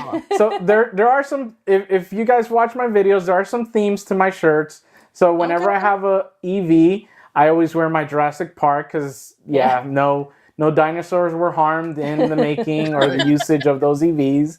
So little things like that. But I have a fun shirt collection. And today I decided to go boring. I don't know why. I dressed my husband, but not today. I had a hoodie on. I had to, when we were running late for this. I just grabbed something, so I grabbed my Spider-Man shirt. But normally, like Kelly has a fun shirt on. I this on today. I love like messing with people, and I particularly will.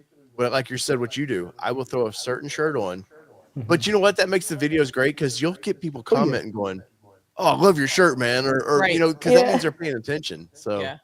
It works out well. Well, guys, I'm sure we will see y'all on a press trip coming up soon. Yes. If not, definitely. I know in the fall. For sure. We'll see you in the fall. Go check them out once again. Kitty's Glam Rides and Rev Match. Yeah. You're looking at me like, well, don't call me out like that. Jeez. That's why you have to have the board. The board. I know. He didn't write those parts down. Uh-oh. Thank you, guys. We appreciate you very, very much. It's there. Thank y'all. Later, guys. Bye, guys. Bye. Well, there you guys go. That was fun. Yeah. Really fun. It was fun. Sometimes it's kind of just fun to talk shop and different way of looking at things. And both of them, like I probably pay attention more than you do, but just fun, interesting. Sometimes you live vicariously through people. So I like if I'm following your social media, it's probably because of that. Well, I'm looking for a different way of things. For sure. And it's definitely cool because Elias and I actually got to talk when we were at our last press event where I was actually looking at a Genesis, and we had never really spent much time, really any time in a Genesis. And he and I were talking, and he was like, yeah, I thought about this and this and this. And I was like, man, I hadn't thought about it that way. Mm-hmm. So it's nice to collaborate and have those conversations together. And it kind of makes you think about things in a different way on what you guys, the viewers, might want to see differently too. Which is unusual in our industry. Other than Estradal and like the guys from TFL will be very nice to us. A lot of them don't want to talk shop because they don't want to give their secret sauce away, which is fine. I get that. But no, man, I like collaborating a lot. That's why you see people on here a lot. That's just, it's fun for me I like to understand why people think the way they do some and to get their point of view. That's why I was asking those tough questions of like, which one's the one that you're like, damn it, that sucked.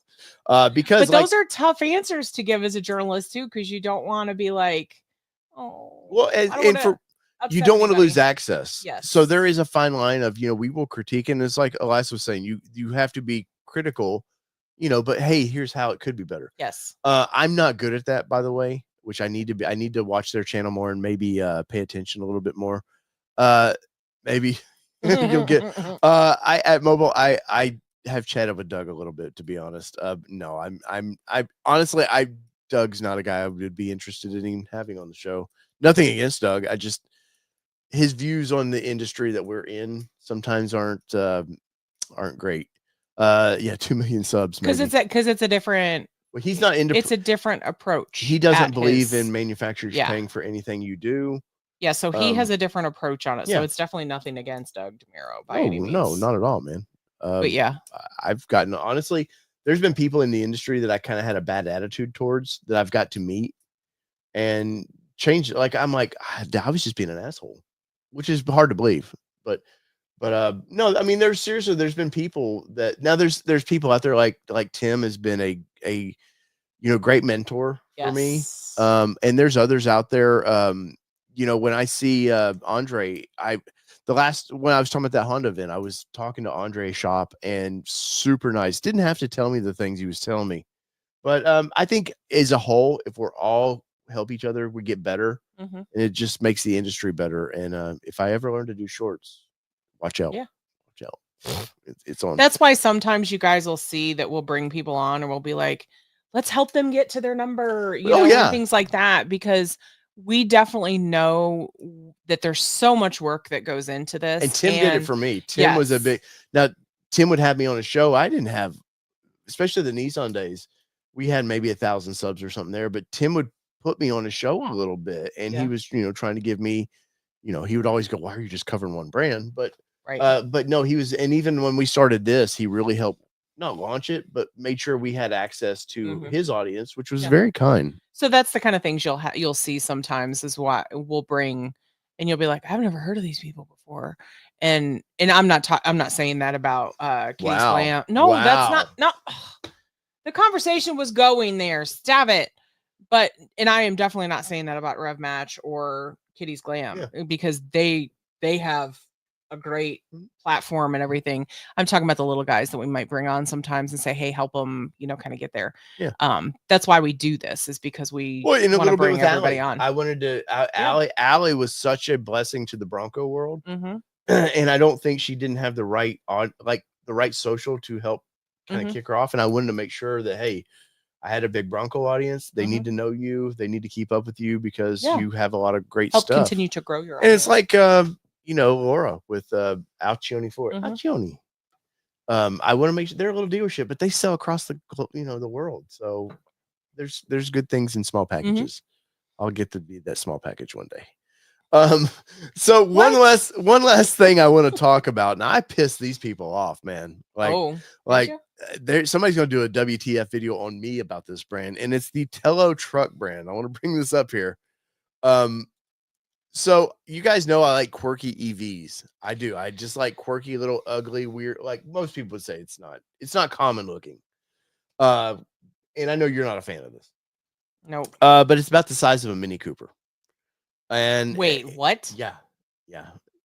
Anyways, so Canoe, I was on Team Canoe, and I hated to talk bad about that company because I wanted them to succeed. Unfortunately, they didn't.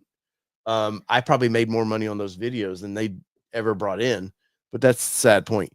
This thing, though, I have hope for this, and they did these really great grassroots videos of how we designed it. You can tell it's shaky cam. Not really funded probably as much as they needed, but they finally got their first pre-production vehicle together. And how press works. They do a video, the manufacturer does a video, they get first dibs at it, and then they let the journalists get a hold of it and kind of help spread the word. Yep. They did it completely backwards. So Monday, all these journalists and EV guys dropped little videos on this thing, and then they still have yet to update their website. And I'm like, that's not a great sign. So before I knew they had a press Monday night, they had what they would call a media launch. It was awful. And I say it's awful because of what we know of the industry. They did a good job probably for the money they had to do, but it was awful. And, much like tonight where the cameras stuff, we were having problems with our guests. If we couldn't get stuff to work out right, they were having these same problems. But this is how you're presenting yourself to the world. Today, we're launching TELO. This is, hey, here's our running vehicle. Please give us a deposit. And I did a video on it. And once again, I didn't realize, and I'll eat crow, I didn't realize they were having a press launch of it that night because they didn't send out anything. And somebody called me out on that video and said, Dave, there was a link to their thing that night. So when I do my videos, you may see it on the screen like you do now, but I have something either wrote out, my thought, I'm Bullet past points. what's on the screen. Mhm. And I have to eat crow on this. And I bypassed that they had a launch that night. And I was giving them shit for letting like Journalists drop the not stuff first. TFL. I won't say they're small journalists, but they had a bunch of small journalists there, probably local LA area journalists, talking about this vehicle. And I was like, well, that's just backwards. And so I called them out on it. And dude, it's probably my worst like video ever. Like ever. And they've got their fanboys. More power to them on this, but let me check. I'm curious what it's at right now, but it wasn't good. The worst one I ever had before this was I did when the Bronco was coming out. I did a video on the bumper because they have the Ford modular bolts. bumper. They had bolts everywhere, and I just like this looks to me. It's not the best representation of what it could look like. And Christ, man, people ate me up on that. But let's see. Let's see here. So here is the TELO. It's not 4. I can tell you that. Let me use this thing, and I'll let everybody see. That is not right. That is not right. Let me backdoor this. Sorry, guys. Right now, it's showing 42 likes and 4 dislikes, which it was like 60%. The last I saw it was like 60%. But you know what though? I like that people are maybe passionate about this and like, Dave, you got it wrong, or I don't agree with your stance on this. So good for people standing up for what they like. I like it, and I've tell people, hey, stand up. Encourage companies like this. We know even the big 3 are struggling right now. Nissan's going under. So if the idea that somebody threw their nuts out, this is my dream to build this vehicle, I empower that. Like, what do you think of that? Yeah, well, and I think you said it earlier, is that you sometimes struggle with giving this doesn't work and this is why. Like, I think you should do this instead. I need to be better with that. So 100%. I definitely think you need to be better with that from that perspective. But I wonder sometimes though, when that type of thing happens, is if there is a marketing budget for people to go out there and just sit and hold on, let me finish. To give, because I know he's about to cut me off. That there's a marketing budget out there that tells people, hey, you need to go out there and find all the videos and give positive reviews, kind of like Amazon reviews. Well, you can buy bots. So you can buy bots even on, I don't know how they do it, but I know they buy bots for positive reach.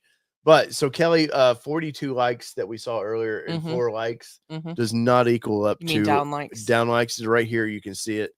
This is our studio, 50%, 6% like ratio. Look, my channel average is 96%. And they're not having it, Kelly. They are not having it there. So, but once again, I think it's interesting. I hope it makes it. I don't think it will. Not after when I knew Canoe was very well funded and couldn't get to the finish line. I don't think these guys, unfortunately, can get to the start block.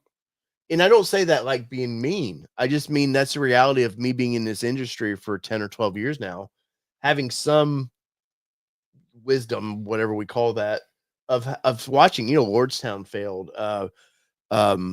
Rivian's always on shaky ground. The one they just talked about, that Natalie and them just talked about, the Lucid. Lucid's on very, very shaky ground, and these are companies with a lot of money behind them. So, if you came from this watching, you're like, I want to see what this guy talks about live, and you came from that video. I'm not being mean to this. I don't mean to beat it up. There's truth in what I say on this. Now I don't know their inner workings, but what is there an estimated cost on this thing at all? 40, mid 45, somewhere in there. So Seems we'll high. bring the same right back up here so you can see it again, because you don't know anything about this. No, I don't. And you guys don't know how close I was early on with Canoe of putting a deposit down, just $100 deposit. Because he likes weird things. I do. I like fun, different things. So yeah. So look, you can pre-order. Interesting. $152 reservation. And so I was told the 152 is because it's 152 inches long or something like that. Because normally it's like 100. In my video I said I would throw 200. If I'm going to do a reservation, I'll do 200. Why this? I feel like it's a death trap looking at it. There really is no front end. I worry that too, and it's almost like like Natalie's little Kawasaki she was in a minute Uh-huh. ago. I feel like it's like that. And I don't know how this would ever pass safety regs at the way it is right now. I don't either. Immobile Moto said, I think it was a little bit further up. Hold on. Scroll up. Keep scrolling. That one right there. That one. Non-existent front safety beams, former safety beam manufacturer and engineer. So yeah, Yeah. to me that's kind of the big thing that stands out to me is that I feel like there's no front end to keep you between the car in front of you and really the car behind you. There's Yeah. really not much to it. So that to me scares me. Yeah. This reminds me very much of a smart car, Mhm. but in a truck form. No, and I've said that I would never get a smart car because yeah. it's so small. Well, that's the market they're kind of going for. They want their whole idea of urban people need trucks. Mhm. They don't need big Silverados. I get it if you live in a city. What a nightmare to park, So I get this. And probably, their estimated range is 250 or something to 350, somewhere in there. So good range. But yeah, like if you want to just throw something in a golf clubs or something, that's about all this is going to do. So is the market they're going after, as far as you know, and you may not know this answer, and that's okay. Is the market they're going after vehicles, like true vehicles on the road, or is it more of a lifestyle vehicle like Natalie was talking about with the I definitely see this being probably 80% lifestyle more than it is. This is like a side by side. Yeah, I know, but and honestly for the price, it's not terrible compared to the side by sides we see Well, price wise, but it's not capable either. Don't let this 38 because they said even in their launch, you're looking by the time you add anything. So look, the single motor 41,000. So Wait, so where does the 38 even come from? This has to be before shipping. They all manufacturers do that. So if you want the dual motor, but why even show me the 41 520 Ford until and you all get to the them bottom? Ford and all them will do that. They won't include shipping costs and all that. So, $4,000 for the long range, colors. I mean, you're never going to see these in practicality anyways, but part of it too is they've got some solar panels they want to do on top of this. Here's a little cargo. Now, I will say you can get a 8-foot sheet of plywood in there because like the Silverado EV, the bottom folds down. The top doesn't, but the bottom does. So here's a little potential of solar panel on the roof that says you can regenerate up to 18 miles of charge based on that, that's not bad, honestly.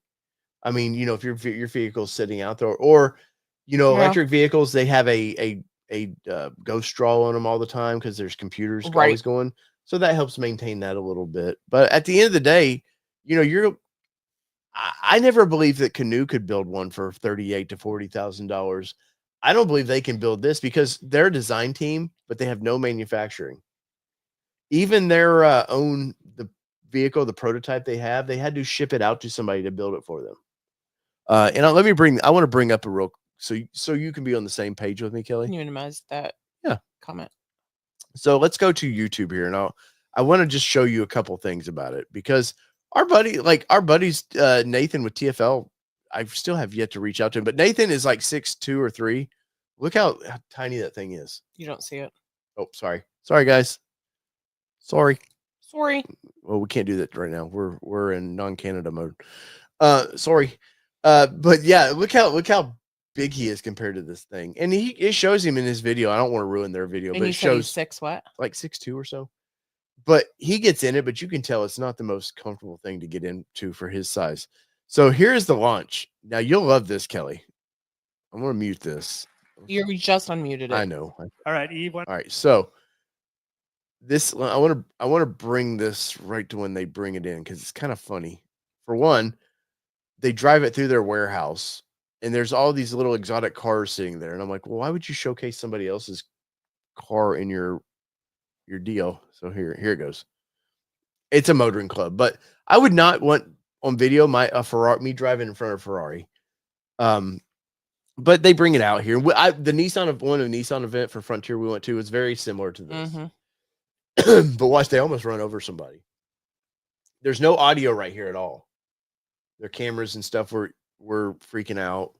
You can tell by the way everybody's holding their phone. There's a lot of influencers there. Mm-hmm. Look, they almost hit those people as they pulled it in. And then so you get that camera view at the launch, or you get that camera view. Now these people don't know, obviously. I was gonna say, but this is actually TELO's. Yeah, this is from their company. So, and they just abruptly look. This is only 13 minutes, which is fine, but they just abruptly quit it. This lady goes, "Okay, that was it," and then it just shuts off. And people in the live stream were mad. They were like, "You're not going to talk about this thing or anything, or you're not going to like." It just looked. I really felt like part of my critique. I did a second video, and part of my critique of that second video. Look, they put a battery pack and plugged it in. That's a battery generator or whatever that they plugged in, so the damn thing lights stay on. But part of my it's generating a light up on the. It's not plugged into the TELO. It's a light. Okay, lighting up the back end. I see it now. You're right, but it looks like one of those little portable generators. Yeah, no, it was a mess, and I said in my video, I felt like I get you can't always afford the PR teams that the big guys would get, but this was almost. I felt like if you would have hired a high school media to come out, it would have presented better. For one, you would have got a lot of excitement. People wanted to do a really good job. Not two cameras that are just static sitting there. But they're not. Once again, they're maybe not a wedding photographer. Get married to this thing. I meant to show you this one. I got one more part of this, and then I'll quit. I will not beat up this truck for a while. I promise you. I was going to say, don't say you're not going to. In general. But even the like 9 million views, they're getting good views on it. So Jerry Rig everything. He's a big EV guy. Here is their YouTube. Let's go ahead and bring this back up. And once again, I will quit beating this poor company up because I want them to succeed. I really do. So they were doing these like breakdowns of their getting to the launch point. So they show like a little bit of designing it, the backgrounds of why and all that. But they had to send this thing out, and they talked about it. One of the videos they talk about we had to have somebody build it for us, and I'm like, how are you going to survive if? And they have talked, we're not going to build these. We're going to let a third party build them. And I'm like, well, then you're just a software company. Well, but you also have to think about it as the same things, or things can evolve and be done different ways. Like it doesn't always have to be done the same way. TELO by Club Card. 100% mobile, 100% on that. Go ahead, Kelly. I'm sorry. Things can evolve over time. Like you don't have to do the same thing the same way over and over and over again. So sometimes cost savings can go into, hey, the R&D of this cost us a lot of money, so we don't want to spend all this money trying to develop it from that perspective too. If we can lean on manufacturers that have the experience and things like that. I mean, and this is totally not, I mean, it's sort of relevant. I was watching that movie the other day. I can't remember what it's called, but it's about the guy who invented the guy who invented the intermittent wiper. Oh yes, Greg Kinnear. How it talked about. Did you watch all that? Yeah, we watched it. I know we did years ago. But yeah, I watched all of it. So it's kind of the same mentality. Ford was like, no, you bring us an idea. Yeah. You don't manufacture it. You're not going to manufacture it. You've never manufactured before. But I was thinking, watching that is like, when do people ever start manufacturing? They just start it. Like it isn't you're not born manufacturing things. Yes. Like you have to do it for the first time at some point. Yeah. But at the same point, maybe it's a smart thought to say, hey, this is not our strong suit. Our strong suit is saying, this is what we want in a vehicle, and we're gonna get the right people to help us to develop it and make it a product that should be out there. And they've definitely, that's how they're setting their company up. And that was part of with Canoe. That was part of their problem, was they designed it, they tested it for 4 years, way too long. They had a lot of management problems. But when it came down, they wanted to be a manufacturer, and they should have just partnered with Tesla or Tesla probably wouldn't, but try to find a Rivian or somebody, kind of like what Scout is doing. Scout partnered with Rivian. There's no Rivian real parts in it, but technology, like, hey, can we help speed this up for you? They gave them $5 billion to help speed the process up. This little company doesn't have that kind of money.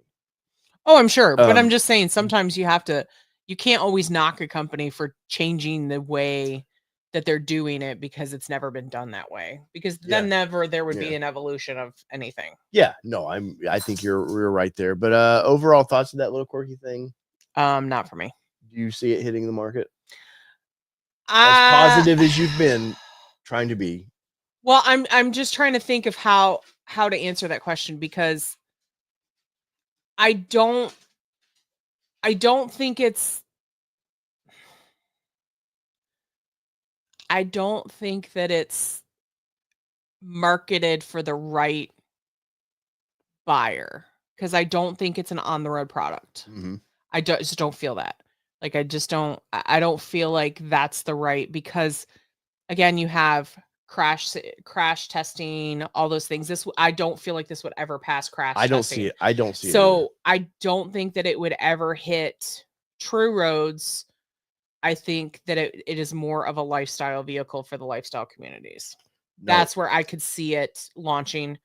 But when you're getting up $50,000-$60,000 and you can't off-road this thing, I think that's a challenge for me from that perspective. Sorry, I was finishing up something.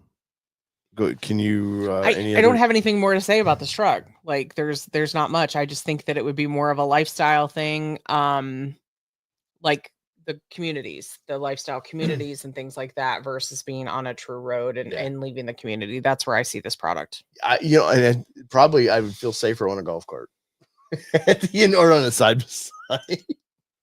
I mean, I don't know. Yeah. Well, like I said, I took a lot of heat in the video. I was seeing the ratios. Normally I'll get a 90 to 100% ratio in videos. Even if they don't agree with me, I know there's about 4 people that anytime I post a video, as soon as I post it, hit dislike. Yeah. So I expect that. But this one I was like, ooh. And part of it was because I was too early on it and didn't realize the tail piece that they were doing that night. But my second piece, I stand by it. The second piece I did on this, I stand by that they're not ready. I don't see them crossing the finish line. And once again, I want them to. It's not that I love competition. I say it with the Bronco and Ranger or Wrangler all the time. Competition breeds amazing new products. Like you were saying, innovation. Yeah. But at the end of the day, probably not going to work out for that company.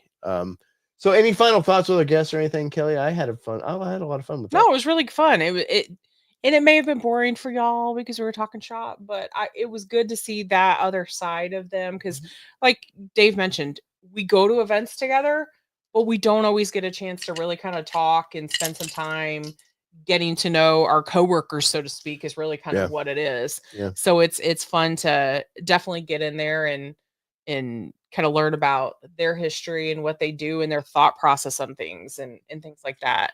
Yep. We've got a Ford press trip coming up, so that's going to be fun. Going to San Diego. That's all we can tell you. Yeah, South Park had a great episode about San Diego. We have softball tomorrow. We do. Our daughter has a double header, so that's going to be fun. And we've got I've got like on sorry, my phone's blowing up. On ATN Off-Road, I'm starting a piece this week of us building our Bronco Raptor. Kelly will be a part of this and helping with this. We've bought a bunch of pieces. Some are still being shipped to us. We have a partnership with Kumo Tires, which is going to be nice. I'm interested. I've been a BF Goodrich snob for a long time.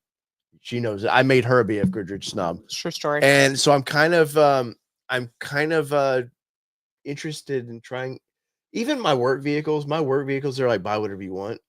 I still go to BF Goodrich. And I should be using those as testers for new companies. Yeah, you should. But it's so tried and true with me. I was going to say, but you also are doing what you feel is best for your company that you work for too, is going because these tires are tried and true. They're going to last. Yeah. So it'll definitely be interesting to see what we can put these Kumos through. Yeah, no. So it's going to be fun. So you get to see those at Supercell. There's something else was coming up that something press wise. I can't. Anyways, I'm sorry. Tired. This time change is screwing with me. So anything interesting you want to do coming up with your Bronco? Drive it. There's another one of those questions that I wasn't prepared for you to ask. Oh, and Rebecca the Bronco is still at Bates Ford. She is. I guarantee you, whoever wanted that vehicle could go there right now and buy it for about $38,000. I guarantee you could buy it for that. It's been sitting there a while. Yep, they're ready to move it, and just like Alcione was, they can only sit there so long, and they have to go somewhere else. Yeah, and so and they'll trade for anything that doesn't eat. Yes, and it still has the ATN graphics on it, which is pull the. I drove past it the other night on the way to my daughter's softball game. Yeah, and I say pull it off because not everybody knows that, but it would hurt me if they did. But it probably to sell it, it probably needs to go away. Yeah. And I'm going to sell this vehicle for him, man. Cat skin leather in the thing. We left the 67 design rail in the thing. There's a lot of parts we left on that vehicle. White knuckle off-road sliders. Brand new suspension. Yep. Brand new icon. Yep. New roof on it. So it's a bargain. And honestly, what you've seen on the channel is what we've done with it from that perspective. Like nothing crazy with it from an off-roading perspective. Like obviously we've done a little bit more than what we've videoed, but I mean, you've seen what we've done with it. So it's not like it's a, because I know there was somebody that mentioned, oh, it's an ATN vehicle, so it's a YouTube owner's channel, so they probably beat it to crap. It's like, no, that was our daily driver. It was our family member that we sold. Auction says, probably 100%. It already went to auction, so we're expecting it to go. I think the markets on those early Broncos is kind of not bottoming out, but kind of. We're not in COVID anymore, so they're going to start losing. People are used to you could have it for a year and still sell it for what you paid for it. Those days are long gone. But I'm excited for the Raptor. Some interior stuff we're going to do. Should be a lot of fun. I need Supercell in my life soon, man. I just need a fun car weekend of not journalism, not having to be on per se, but just hanging out with people that we love. And just getting to. Douglas Blair says, "What should Kelly do with the Raptor? Go crazy, off-road style fun." I will say this: we're not going to put a winch on it. No. This one, I mean, it's a desert running vehicle more than it's a rock crawler. And we know we're going to have this probably about a year, and then it turns into something else. So I don't want to. If like Rebecca was intended to be kept, well, initially it was going to be a year vehicle and go, but you loved it, and it was like, hey, this thing's not leaving. So the goal wasn't to sell that, and that Laura sweet talked us into a Raptor. Yeah, he got rid of it. So I don't want to throw a winch on it and all that. But so nothing too crazy with it, but I definitely want to get it out on the trails some more. We took it out a little bit last month before, or something like that. Just light stuff. Just some light stuff, and I could already see the difference in what a 37-inch tire versus a 35-inch tire could do. I remember asking you went over some little rock, and early on when we were in the Xterra world. I remember I was in 33s. I told Luke though, I was like, I don't want to go past 33-inch tires because that ramps I love what I'm doing. I'm just go out to have fun. There's a little challenge. It's not a big dick moment for me that I have to prove myself. But now with 37s, you're like stuff that would like for 33s and 35s, you're like, well, this isn't a challenge. Well, it's funny because I've told the story before. So if you've heard it, sorry, Douglas Blair. Listen for a second. Our daughter was like, "Mom, you're not going the left side, are you?" And I was like, "Yeah." She's like, "Why?" And then we go over it and she's like holding on for dear life. And I was like, "Because we can." That's why. And she goes, "Oh." I said, "Was that as bad as you would have experienced previously?" She's like, "No." I said, "See, that's the difference. It's like there's a better suspension in it. There's higher tires. There's a lot of things that go into it. So you shouldn't get your tires high. So what I'm excited about, it's not good. You're making it difficult to have a conversation with you right now. So for me, I'm excited to get out there and see the things that I can tackle in this that's a little easier. Not that I want the true easy button, but to just kind of experience it and see how it's different than what the Badlands was. Yeah. I would like to really get you at Windrock with it. Go basically what we took Mark and Jess through that day. And just to get an idea. As long as we're not too wide, that's the challenge. Well, that is with that thing, ADHD Dave. No, that is the thing with that vehicle is like, I said that in the video I was recording today is, the problem is it's a black vehicle for one. So it shows every damn scratch.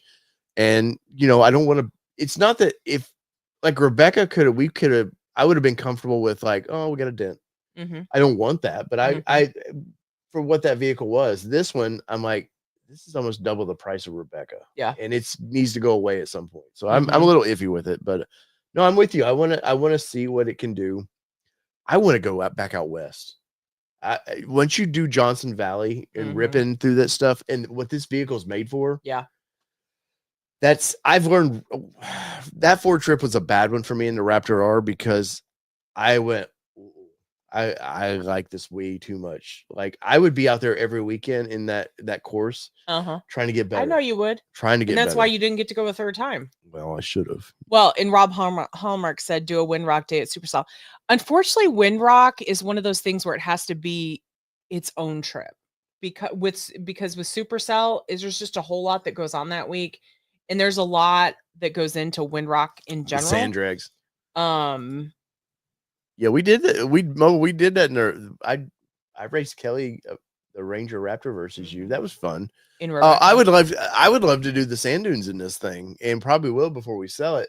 But that's a help for us. That's a hell of a trip. But to answer your question about Windrock Day at Supercell, Dave, quit cutting me off. Is that we love Windrock, but it is its own trip because it's there's a lot into Windrock when it comes to that, and Supercell itself is its own trip because it's a lot that goes into that from that perspective. Kind of a business trip, yeah.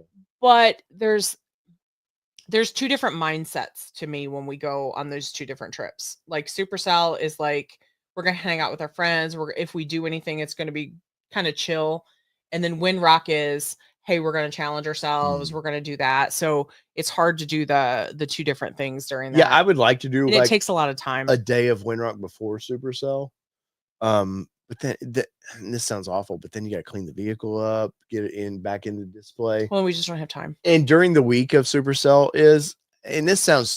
I think this sounds cheesy, but I know some of you guys want to come either meet us for the first time or just hang out. Come hang, yeah. And I don't mean that as an ego, like we're cool. But I know, like Steve P came from Arizona last year. He wanted to meet us and hang out for a minute, and I enjoyed that. And I don't sound stupid, but I would hate for somebody to show up and go, "Hey, where's Dave and Kelly?" Oh, they're out having fun, because I've seen other people do that, and that's not what to me Supercell's about. It's about us, unfortunately, glued to that booth, and just having fun with you guys. You know, maybe share a cocktail and just chill out and talk about adventures. So there you go. I know this got longer than I anticipated this was going to be. Thank you for the 10 people who are currently still with us. I greatly appreciate that. I hope the Sundays isn't screwing everybody up. I seen past two are low viewers right now. But it just has to be right now. Yeah. So. Laura, there's a link to the shirt in Dave's post today about the heater, because Dave got me a heater today. For the ball field, so there's a link for it.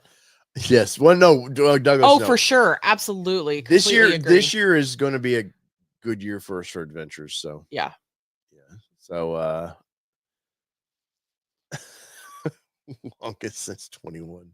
That's right. So whether it be 2-wheel drive, 4-wheel drive, or these all of our friends that we get to just drive with. Yeah. It's been your All Terrain Nation. I'm your host, David Boyd. I'm Kelly Boyd. And we're out. Peace, everybody. See ya. Bye.